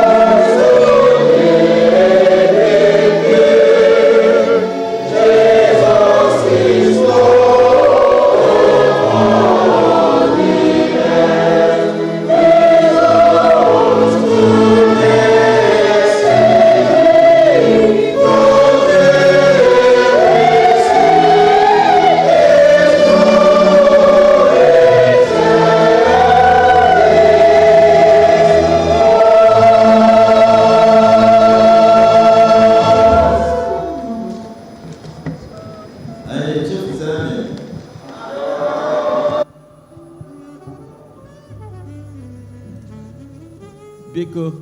Biko unu ekwena ka anyị na-echefuzi amịm. Abụcha abụ ekwe amịm. Thank you. Band, over to you.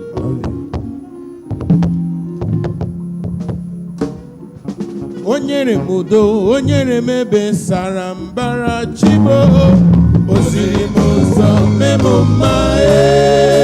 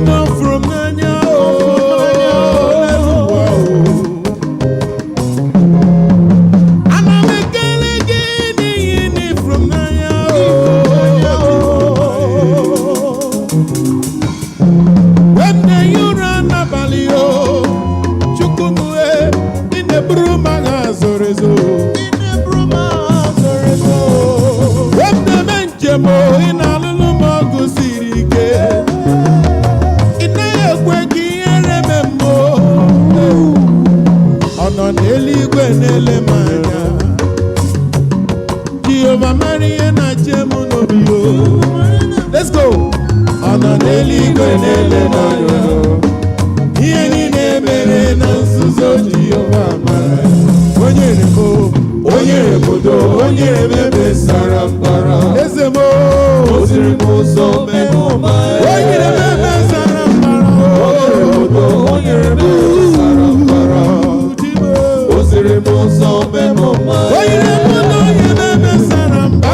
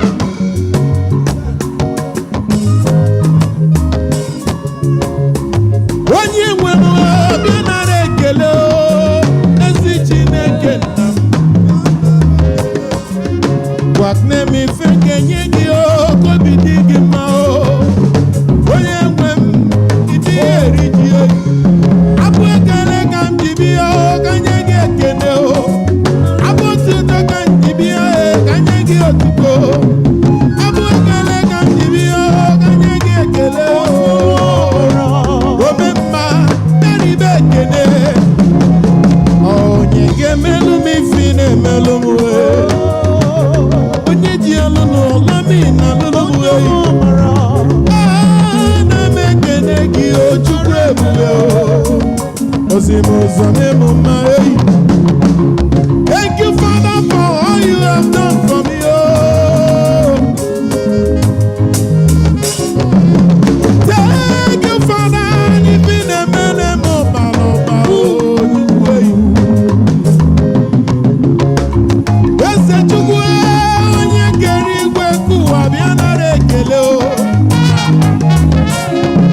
from January to December, you have been so good to me.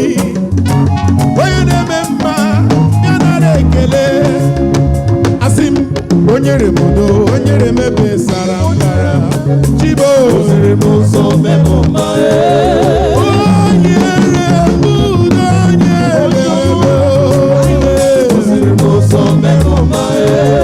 Onyere m udo, onyere m ebe sara mbara. Chibo ziri m ụzọ mee m mma.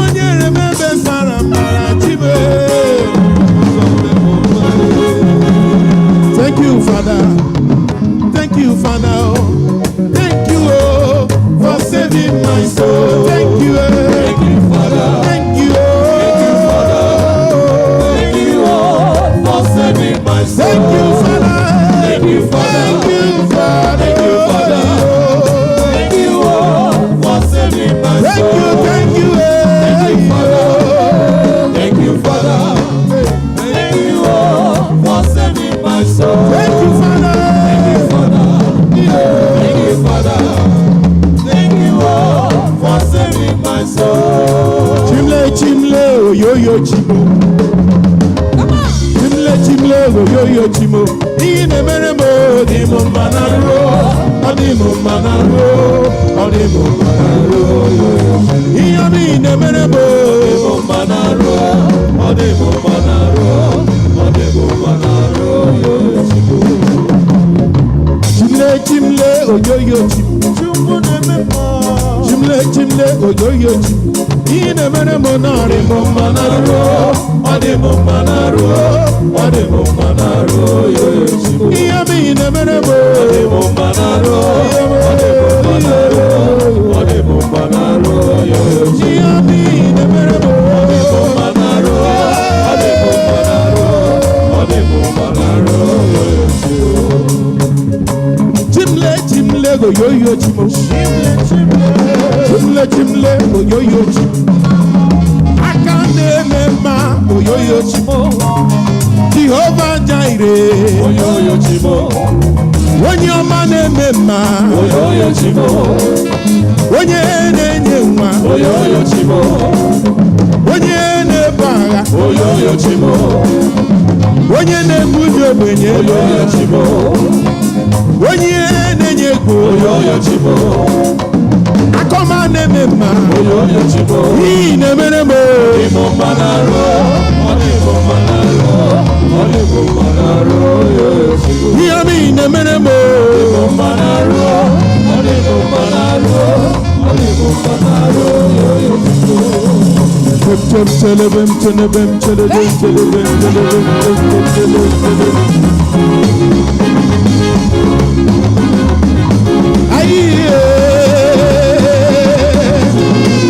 Onye ọma na-eme mmemme kwala gosi eme.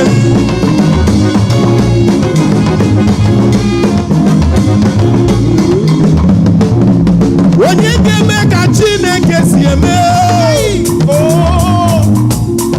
Onye ga-alụ ọlụ Chukwu na-alụ n'ime ndụ m eyi. Isi aka m ebe ọkọ na-akọ m eyi. O mere balị wa. O tili felo mmanwụ. Akọma na-eme mmemme kwala ihe o ji bụrụ chi eyi. Kwani ihe okoko.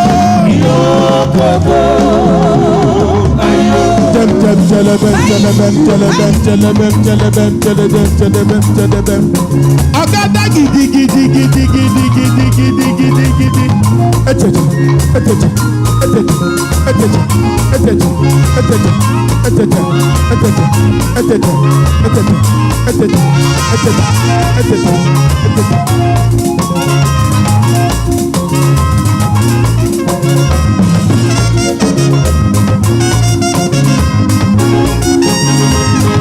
ụmụ Jizọs tọọnụ Jizọs igwe.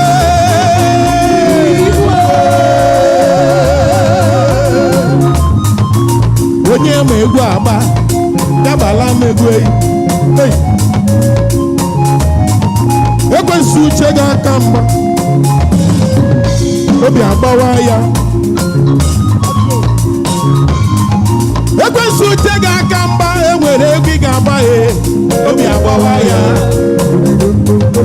Ekwensu uche gị aka mgba. Enwere egwu ị ga-agba ya. Obi agbawa ya. Si ngwa gị egwu ị ga-agba. Si ngwa gị egwu ị ga-agba. Ị ga-agbara ya pụtawa n'ezie. Ị ga-agbara ya pụtawa n'ezie. Isi ngwa gị egwu ị ga-agba. Rapụrụ na ma ịdọnki ya. Adọnki ya. Adọnki ya. Adọnki ya. Adọnki ya. Ọnụ ma ịdọnki ya. Adọnki ya. Ekwensu baa mba. Rapụrụ na ya ịdọnki ya. Ekwensu waba anya. Rapụrụ na ya ịdọnki ya. Ekwensu waba anya. Rapụrụ na ya ịdọnki ya. Ihe na-emenụ ya. Ihe na-emenụ ya. Ihe na-eme ya. Ekwensu bawa mba. Rapụrụ na ya ịdọnki ya. Ekwensu bawa mba. Rapụrụ na ya ịdọnki ya. Sere ya ịdọnki ya. Sere ya ịdọnki ya. Sere ya ịdọnki ya. Ịdọnki ya ịdọnki ya. Sere ya ịdọnki ya. Rapụrụ na ya ịdọnki ya. Ekwensu waba anya. Rapụrụ na ya ịdọnki ya. Onye iro waba anya. Rapụrụ na ya ịdọnki ya. Onye iro waba mba. Rapụrụ na ya ịdọnki ya. don't care. I don't care. I don't care. I don't care. I don't care. I don't care. I don't care. I don't care. I don't care. I don't care. I don't care. I don't care.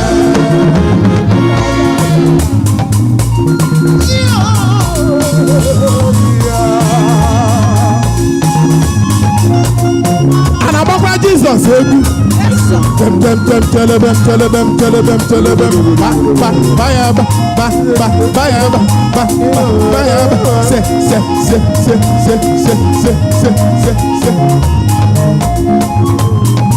anyị ga-ebuli aha ya elu ole igwe ole igwe ole igwe ole igwe ole ole Chineke mo were mamana ọkaga were mamana onye njem ọrụ were mamana ole beka mma eluigwe eluigwe eluigwe eluigwe eluigwe ka mma eluigwe ka mma ole beka mma eluigwe ka mma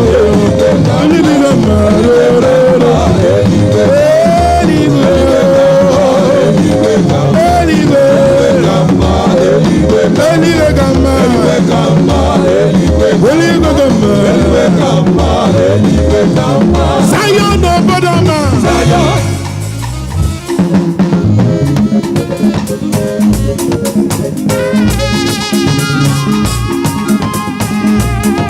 ọgada gidi ka anyị ji aba mba oge ji abata ọgbọ agbara ejikwa ebube ihe ebube ebe eze abata ya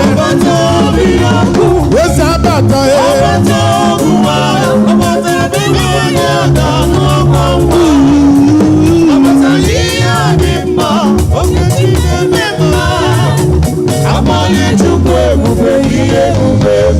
eze abata ya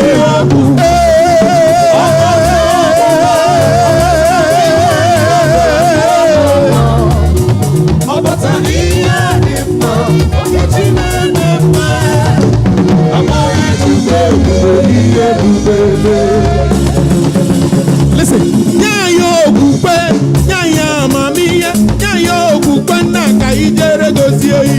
Nyayo okukwe, nyaya amamihe, nyayo okukwe nna ka ijere gozie. Nyayo okukwe, nyaya amamihe, nyayo okukwe nna ka ijere gozie. Nyayo okukwe, nyaya amamihe, nyayo okukwe nna ka ijere gozie. Ekwensa amawo n'ime mara ya. Ekwensa amawo n'ime mara ya.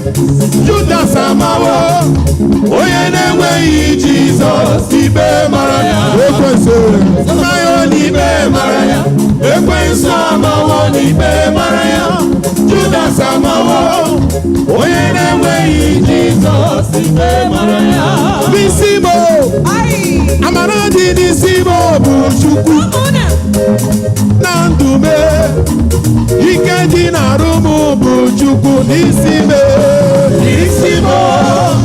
amara dị n'isi m bụ Chukwu na ndụ me ike dị n'arụ m bụ n'isi me amara dị n'isi m bụ Chukwu na ndụ me ike dị n'arụ m bụ Chukwu.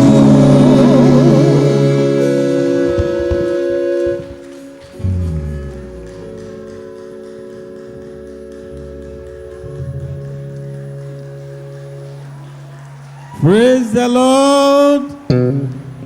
Hallelujah. Ekwensu wụbọn wuruwuru. Unu ma na ọ na-abụbụrụ Chineke abụ n'eluigwe. Bịa weta wuruwuru ya chụtuo ya ndị band emene ka amara na ikpe mara ya ọkwa eziokwu. Praise the living Jesus. Hallelujah. Ndị niile anyị kperele ekpere birthday n'ụbọchị taa na ndị niile Chineke gọziri bulie ha elu n'ọnọdụ dị iche iche n'ọnwa ya na afọ o mere ya. Since this year, malitere check him for some months, anyị emebe birthday. Ndị ahụ niile bịa n'ugbu a, band over to you. Birthday celebration and various anniversaries, band over to you. Ka anyị gbagote na altar.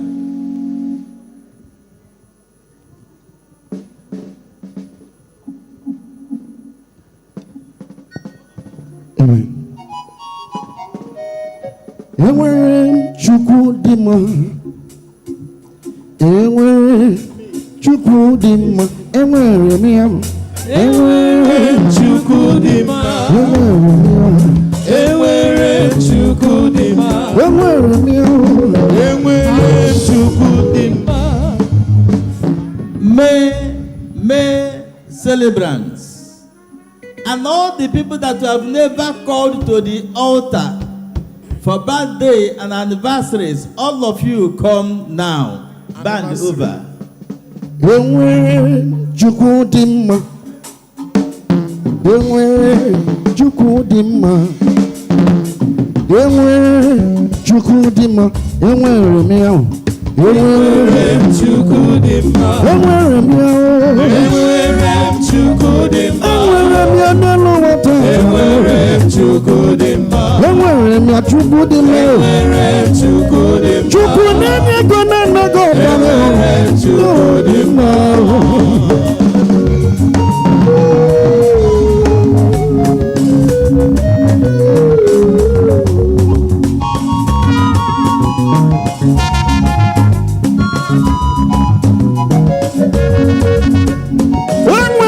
Chukwu mara mma.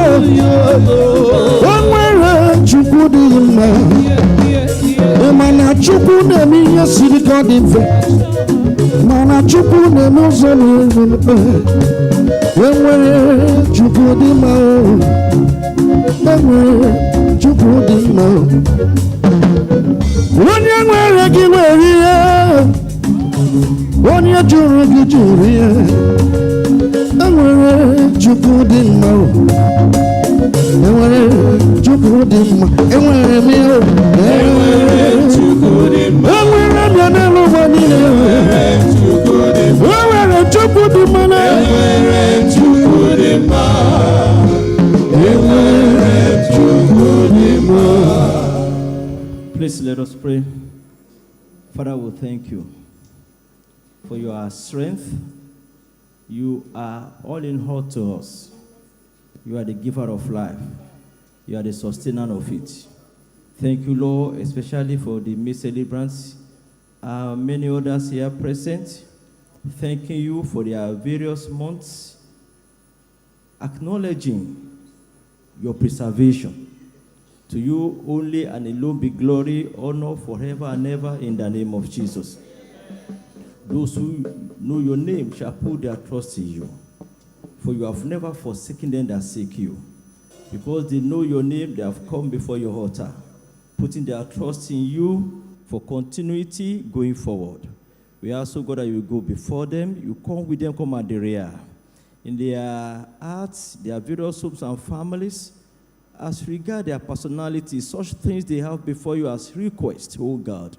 In righteousness, grant expressly to fill their heart with joy, their mouth with laughter, to put the devil to shame and to worst in the name of Jesus.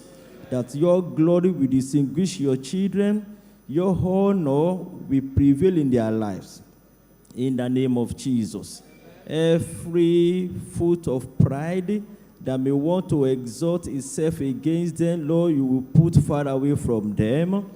And you will not allow the wicked to remove them.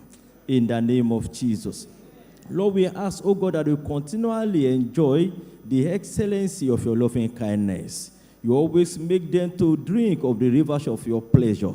In the name of Jesus. You will keep them in good health and sound mind. It shall always be well with them. In the mighty name of Jesus. Hope in you does not put to shame. This one will never be put to shame. Lord, as they celebrate even this year, Lord, we ask, oh God, that many years to come, they will continue to celebrate. they will be better people than these physically and spiritually, and in respect of even the work of their hands, in the mighty name of Jesus. Thank you, everlasting Father. In Jesus' mighty name, we pray. Igodocho n'ụzọ niile na-ediga bịawo ezi bube o na-ediga bịawo nwere ndụ chọma mewo ekwela ka mara akala Chukwu na-ediga bịawo igodocho n'ụzọ niile Chukwu nna onye ọma na-ediga bịawo.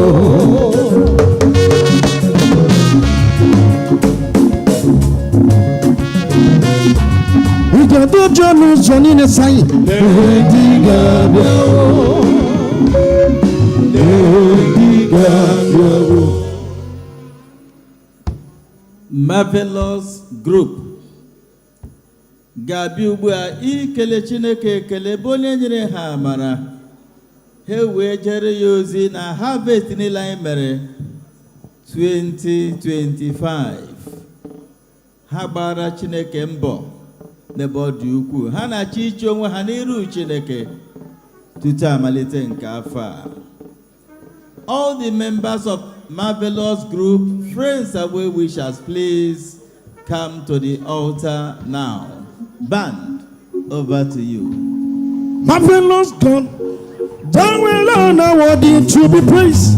Let the miracle in my hands today. Marvelous Baba, thou alone are worthy to be praised. Let the miracle in my hands. I call you Marvelous God, thou alone are worthy to be praised. Let the miracle in my hands today. Today, if you never put them on my today,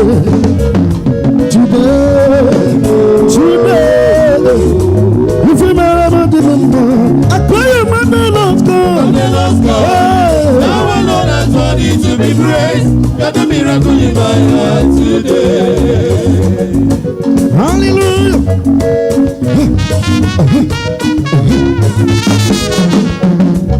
You are the song that I sing today. You are the song that the life that I live today. You are the life. You are the reason for the season today.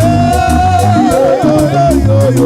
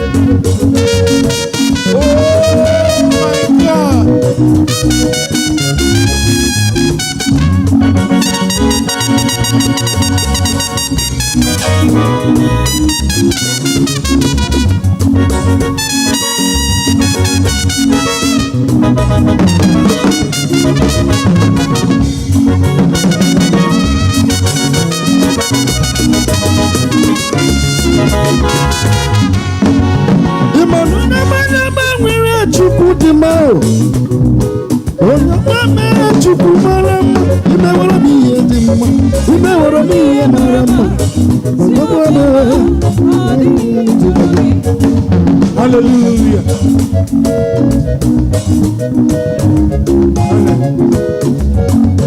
You are the song that I sing today. You are the song. When your man is match. When your man is match. I come on them match. You be better than the moon. What them me think them looking go be digging mouth to go. What them me think them looking go be digging mouth, yeah. I'm the lost God, thou alone has worthy to be praised. Let the miracle in my hand today.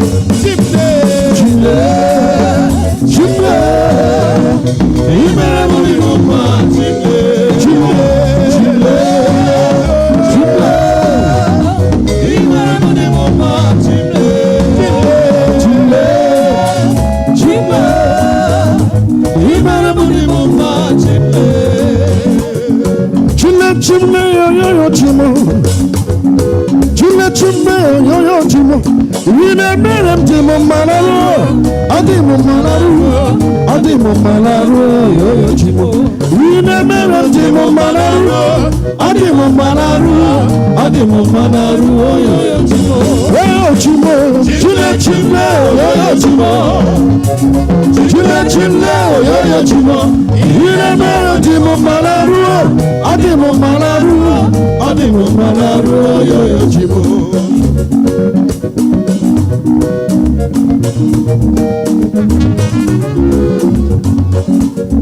Chile chile yo chimo. Ala mana suma no yo chimo. Deya tubu no yo chimo. Akune chamba ni no yo chimo. Omone di mo yo chimo. Akapisa buwe yo chimo. Yuna mera chimo malaru. Adimu malaru. Adimu malaru yo chimo. Yuna mera chimo malaru. Adimu malaru. Adimu malaru yo chimo. Chukwu zimu zagi zagi. Zimu zagi.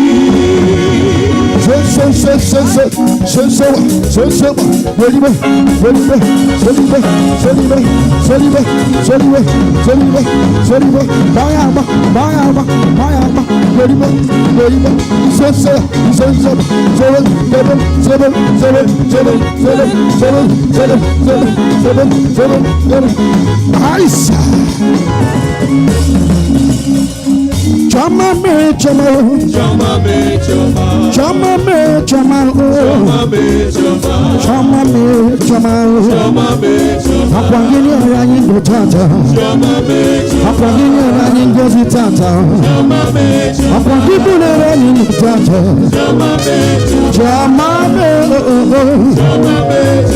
chama me chama, chama me chama, chama me chama, chama me chama. Please let us pray. Father, we thank you because you are marvelous God. And here we have at your altar marvelous group.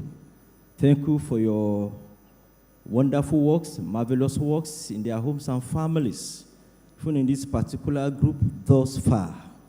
Lord, they are before your altar, thanking you, appreciating your wonderfulness, your almighty power on their behalf. We also go that this shall continue in the name of Jesus. The Bible says, let those who seek thee rejoice and be glad in you. These ones seek you, so let them be glad in you. Let such as love thy salvation say continually, the Lord be magnified, because they love thy salvation. We also, God, each step of the way, wherever, whenever, even when they sleep, outside and inside. Lord, your salvation is secured for them in the name of Jesus. In every decision to be made, every step to be taken, Lord, you will undertake for them, so that they will say continually, let God be magnified. These shall be their utterances, these shall be their conclusion all the way through in the name of Jesus. You will not be put to shame, never, in the name of Jesus. The hand of God will uphold you. The power of God will fight your battles. The mercy of God will prevail and avail over you and all yours in the name of Jesus. He will always make you a wonder in the land, even positive wise in the name of Jesus, so that you have fresh testimonies of his goodness always in the mighty name of Jesus. Thank you, everlasting Father. In Jesus' mighty name we pray. All. Kele kele ya aya biru nanya kele ya Jesus onye isi udo kele ya ọhụrụ mụ ya nanya kele ya kele ya aya biru nanya kele ya Jesus onye isi udo kele ya ọhụrụ mụ ya nanya kele ya Kele aya bigu nanya chegula Jesus onye isi udo kele aya besi omume kele ekele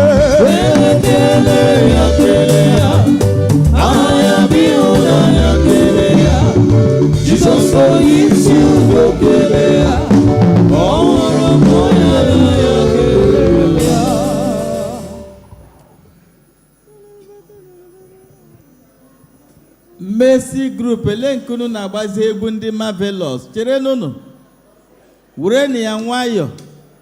Praise the Lord. The champion Mercy group ga-abịa na altar ugbu a. Akpọrọ nke a Victory Thanksgiving. Praise the Lord. Band, over to you. The emperor, the conqueror, the champion, the lion is here. Zobu, zobu, enyimba,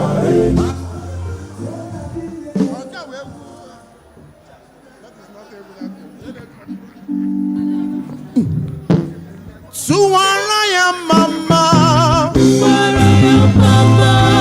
siya no mela, let's say Jesus, Suwaraya mama, siya no mela. God is good, He has done me well, oh my soul, rise up and praise the Lord. God is good, He has done me well, oh my soul, rise up and praise the Lord. The Lord is good, He has done me well, oh my soul, rise up and praise the Lord. God is good, He has done me well, oh my soul, rise up and praise the Lord. Jehovah is good, He has done me well, oh my soul, rise up and praise the Lord. God is good, He has done me well, oh my soul, rise up and praise the Lord.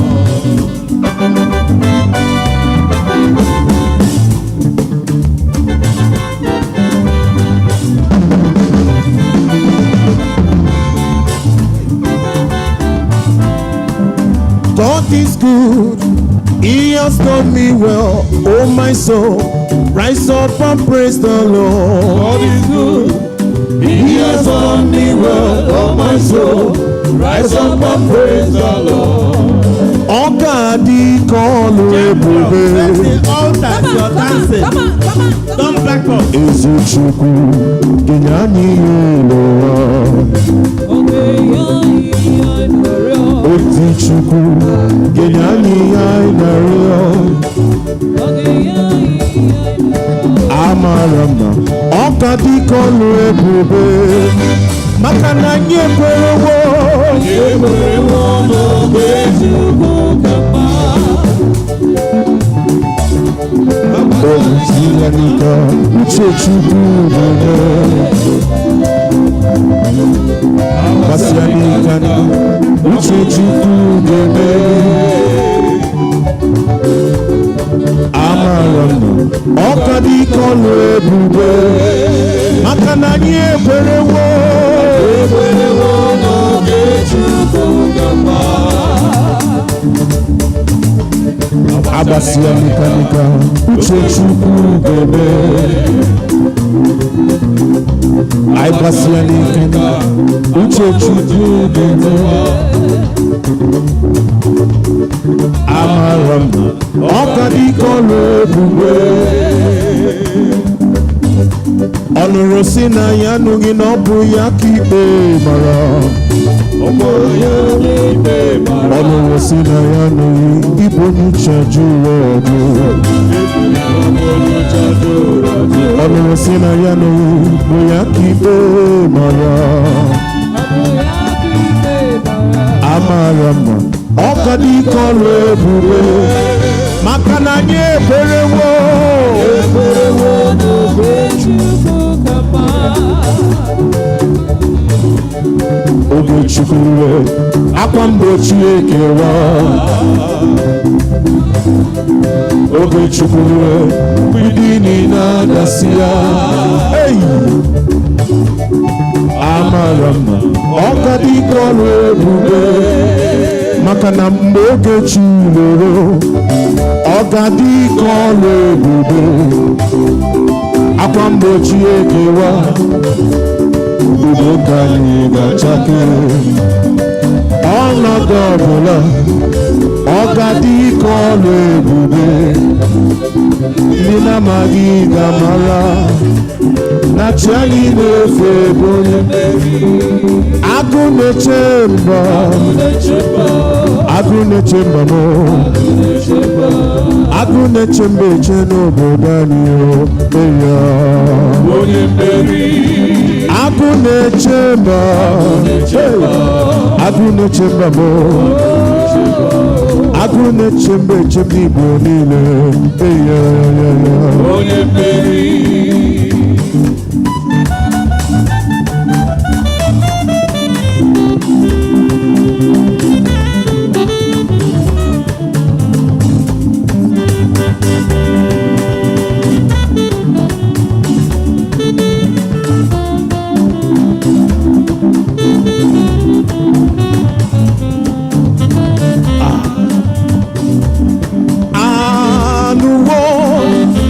Banyere ngozi inenye ọra nefu, iri ngozi na-etute biko oso sokwasimo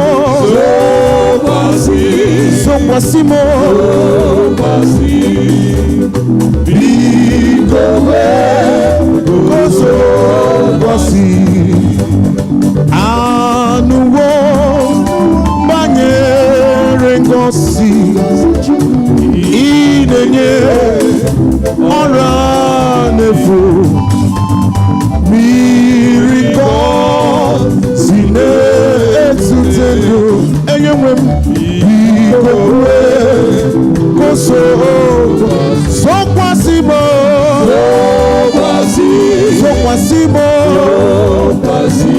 hey biko koso when you koko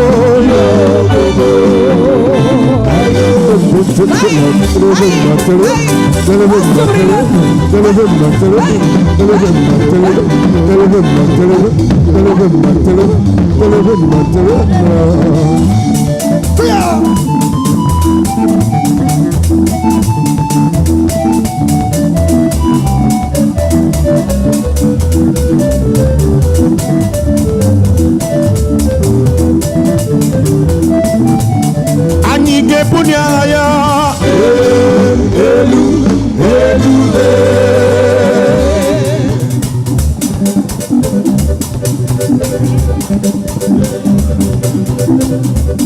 onye anyị nọ n'obi ya siri ike, onye anyị nọ n'obi ya, onye anyị nọ n'obi ya nọ siri ike, onye anyị nọ n'obi ya, onye anyị nọ n'obi ya nọ siri ike, onye nọ n'obi ya, onye anyị nọ n'obi ya nọ siri ike, onye anyị nọ n'obi ya, onye anyị nọ n'obi ya nọ siri ike, onye nọ n'obi ya, onye anyị nọ n'obi ya nọ siri ike, onye anyị nọ n'obi ya, onye anyị nọ n'obi ya nọ siri ike, onye anyị nọ n'obi ya, winner oh winner oh mercy you don win oh Padakata you dey win forever, winner oh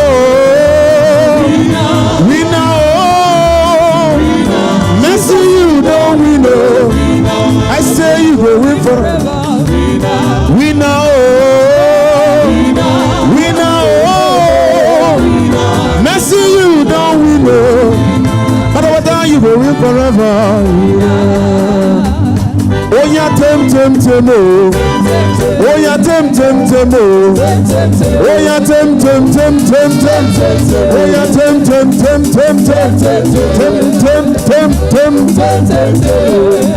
obi na sombu so no obi na sombu Jesus is the number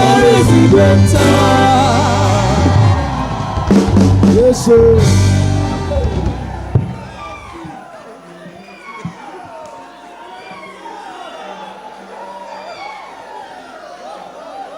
kelenu Jehova n'ihi na ọ dị mma.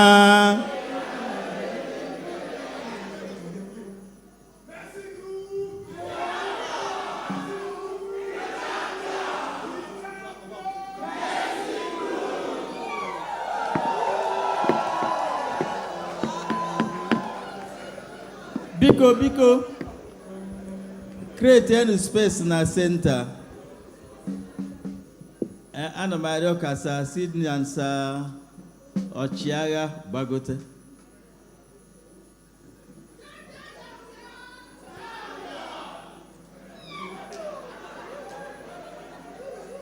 Sir Sydney na Sir Ọchịagha biko gbagota n'ebe a.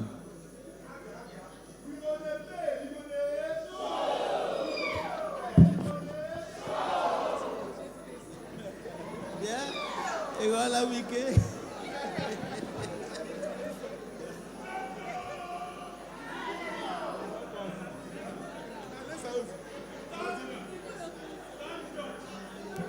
Ka anyị kpere Chineke.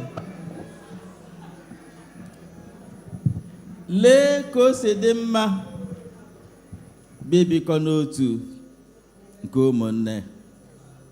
Chineke, anyị na-ekele gị n'ebe Mercy Group nọ, bụ ndị nyere amara na Harvest 2025 ịgbara gị mbọ iwe tube ha ugo ịbụ ndị mmeri, ha wee gbaa ndị nke mbụ.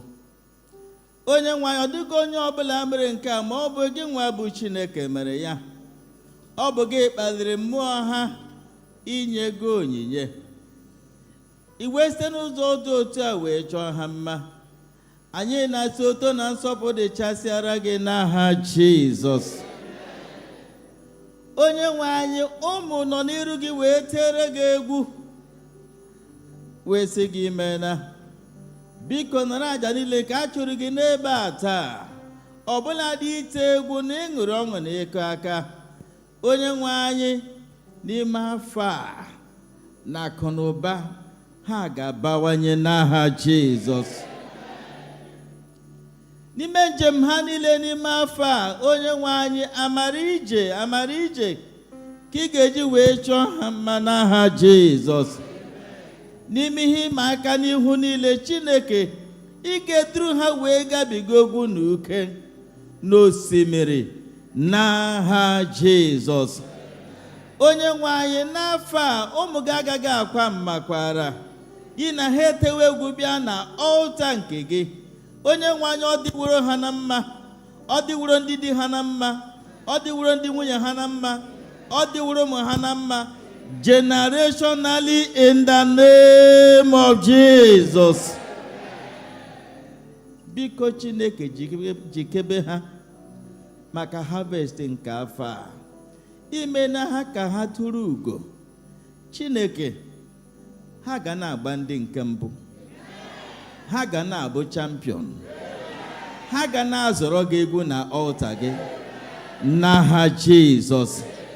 Onye nwe anyị, anyị ji ọbara Jizọs na-emegide ikikere nke nrịanrịa maọbụ ihe nripịa n'ebe ụmụ gị ndị a na ikwu na ibe ha nọ, ka ebibie ya ebiebe n'aha Jizọs. Chineke, ha ejerela gị ozi. Onye na-agọzi ma ọ bụghị gị? N'akụkụ dị iche iche ha na-ele anya ngọzi gị, n'akụkụ dị iche iche ha na-ele anya ebere gị, n'akụkụ dị iche iche ha na-ele anya ọdịmma. Onye nwe anyị, yikwasị ya dịka uwe n'aha Jizọs. Chineke, yikwasị ya dịka uwe n'aha Jizọs. Onye ime eluigwe na alaeze eluigwe gị, n'ụbọchị ikpeazụ ha ga-eso wee bụọrọ gị abụ ma ṅụrịa ọṅụ n'iru gị n'aha Jizọs. Ihe ọbụla nke ga-eme ka nke a ghara ịbụ oke ha, anyị ji ọbara Jizọs na-akachapụ ya n'ime ndụ ha. Ọ gaghị enwe ọnọdụ n'aha Jizọs. Ụmụ unu ndị na-achụ nta mmụta, ọ ga na-agara ha nke ọma. Ụmụ unu ndị na-alụ ụlọ, ọ ga na-agara ha nke ọma. Unu nwa na onwe unu, ndị mama na papa, ọ ga na-agara unu nke ọma n'aha Jizọs. Ụmụ okorobịa toruru oge lụta nwaanyị, Chineke ga-eji nwunye nke aka unu chọọ unu mma. Ụmụ nwaanyị togologo ịlụta di, Chineke ga-eji di nke aka unu chọọ unu mma n'aha Jizọs. Onye nwaanyị, nara aja ha, site na aja nke a, ezi Chineke anyị, nụrụ olu arịrịọ ụmụ gị mgbe niile, ma mee ka ọṅụ gị zuo oke n'ime ha n'aha Jizọs Kraịst bụ onye nwe anyị. N'aka nchekwa, n'aka udo, n'aka ịdị mma nke Chineke ka m na-aranye unu, n'aka arabodo unu nọchitere anya ha. Ka Chineke debe unu, ka Chineke chebe unu, ya chebe ọpụpụ unu, ya chebekwe mbata unu, ya jiri unu aka imere dị ike unu n'ọnọdụ ọbụla site n'ugbu a were mgbe ebi ebi. Amen. The champion, the champion, the champion.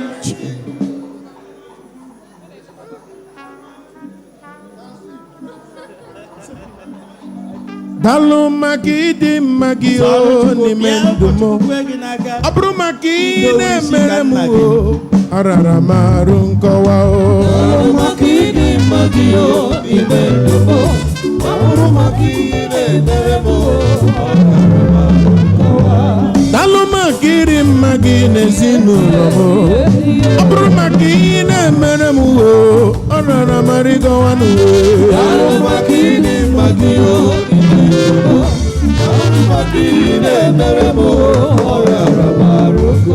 Agamakonole arole, agamakonole arole,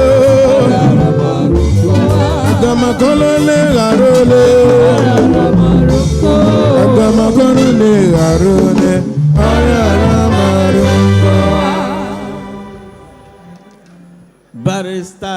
Barrister Obaka, Bikobia, and all the members of 2026 Father's Day celebration, Bikobiano, Biabasara and Yozi, Koka, Nememe nke ndị nna nke afọ a ga-eji wee gaa.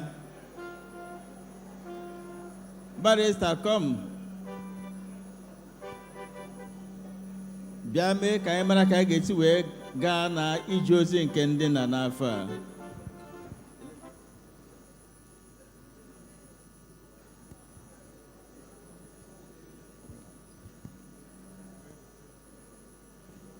Ndị nna ide anyị na-ekene unu. The 2026 Father's Day Committee. We are here to sensitize our men. Maka Okanna nke na-abịa on the 21st of June, 2026. Because the first thing we have to say about the men, the way they are responding to our levies, are encouraging. Or they are encouraging. Just like we always appeal that the fathers have to answer their name. They have to live up to expectation. Then I appeal to you to ensure that your husband's name, the list of this year's Father's Day levy. I categorize it to platinum, gold, silver, and bronze. So many of us respond to go, but they're very, very far from our expectations. We also appeal to our young men and our young ladies to ensure that their father's name be registered in the list. Maka when we publish the list, your father's name are drawn here. Too bad. And we don't want anybody to blame us. So this is the time. If you know the category that you fit in, make sure you pay towards that category. And your name will be published. Also, we want to inform our men that as we promised that we are going to feed the church, when we sleep, last time. So those that will give us cow or bags of rice, we are still expecting that they do the needful, because we only have 2 not up to 3 weeks for the Okanna Day proper. So our committee members are going around. You can call on them and do the needful and give us anything you want to give us, and also pay your levies to that effect.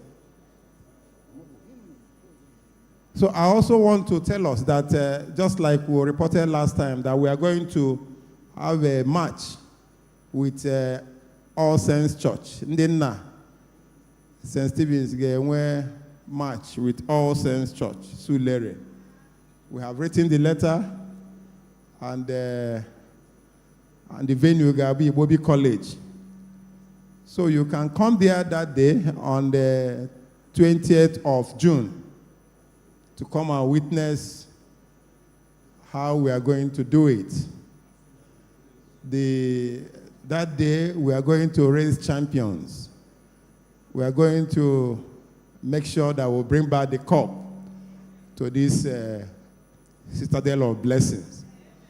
So, I and I are the parishioners, and also the men, to make sure you come out a mass. KBR for the likes of our Vicar and Venerable Ajay and Sauche Nwankwo, who will be one of our strikers. How they will display their skills.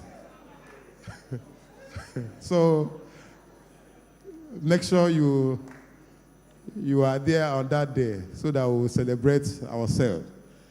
Then Sunday before that Okanna Day, we also have to have a program for the men or for the church, marriage seminar, which will help us to shape our homes and our marriages.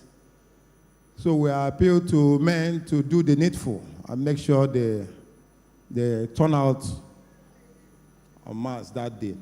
Also, we are going to wear our regular white. And the white for that Okanna Day, our whites have to be white, not it was white.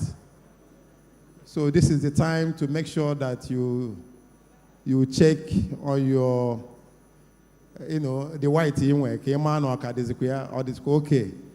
If it's not okay, we also have our table downstairs where you can place order for new white. And this, you still have the time to sew it.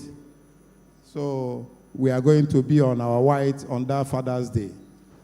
And make sure that your own can be neat.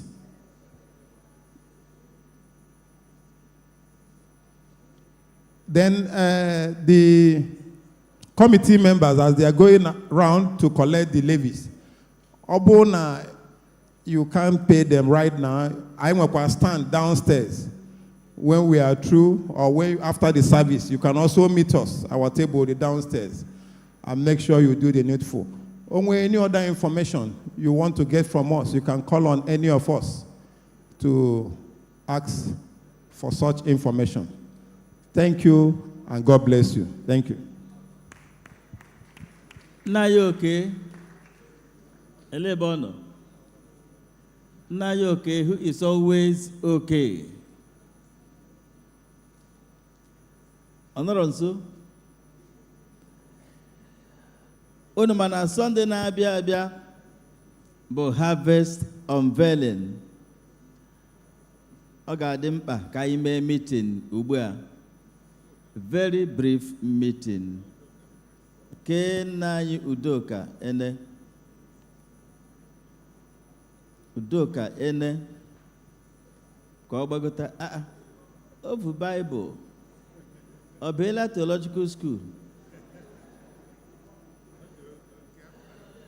All this is onye nurse. You know, I'm doubling. Chairman of a group, vice chairman of Harvest. Okay? Well honored. Thank you. It's good to be successful. It was obvious what success is all about today. We saw it, and we are praying that all the groups will overtake and be like the champions. So I congratulate the Mercy family for being the champion as of today.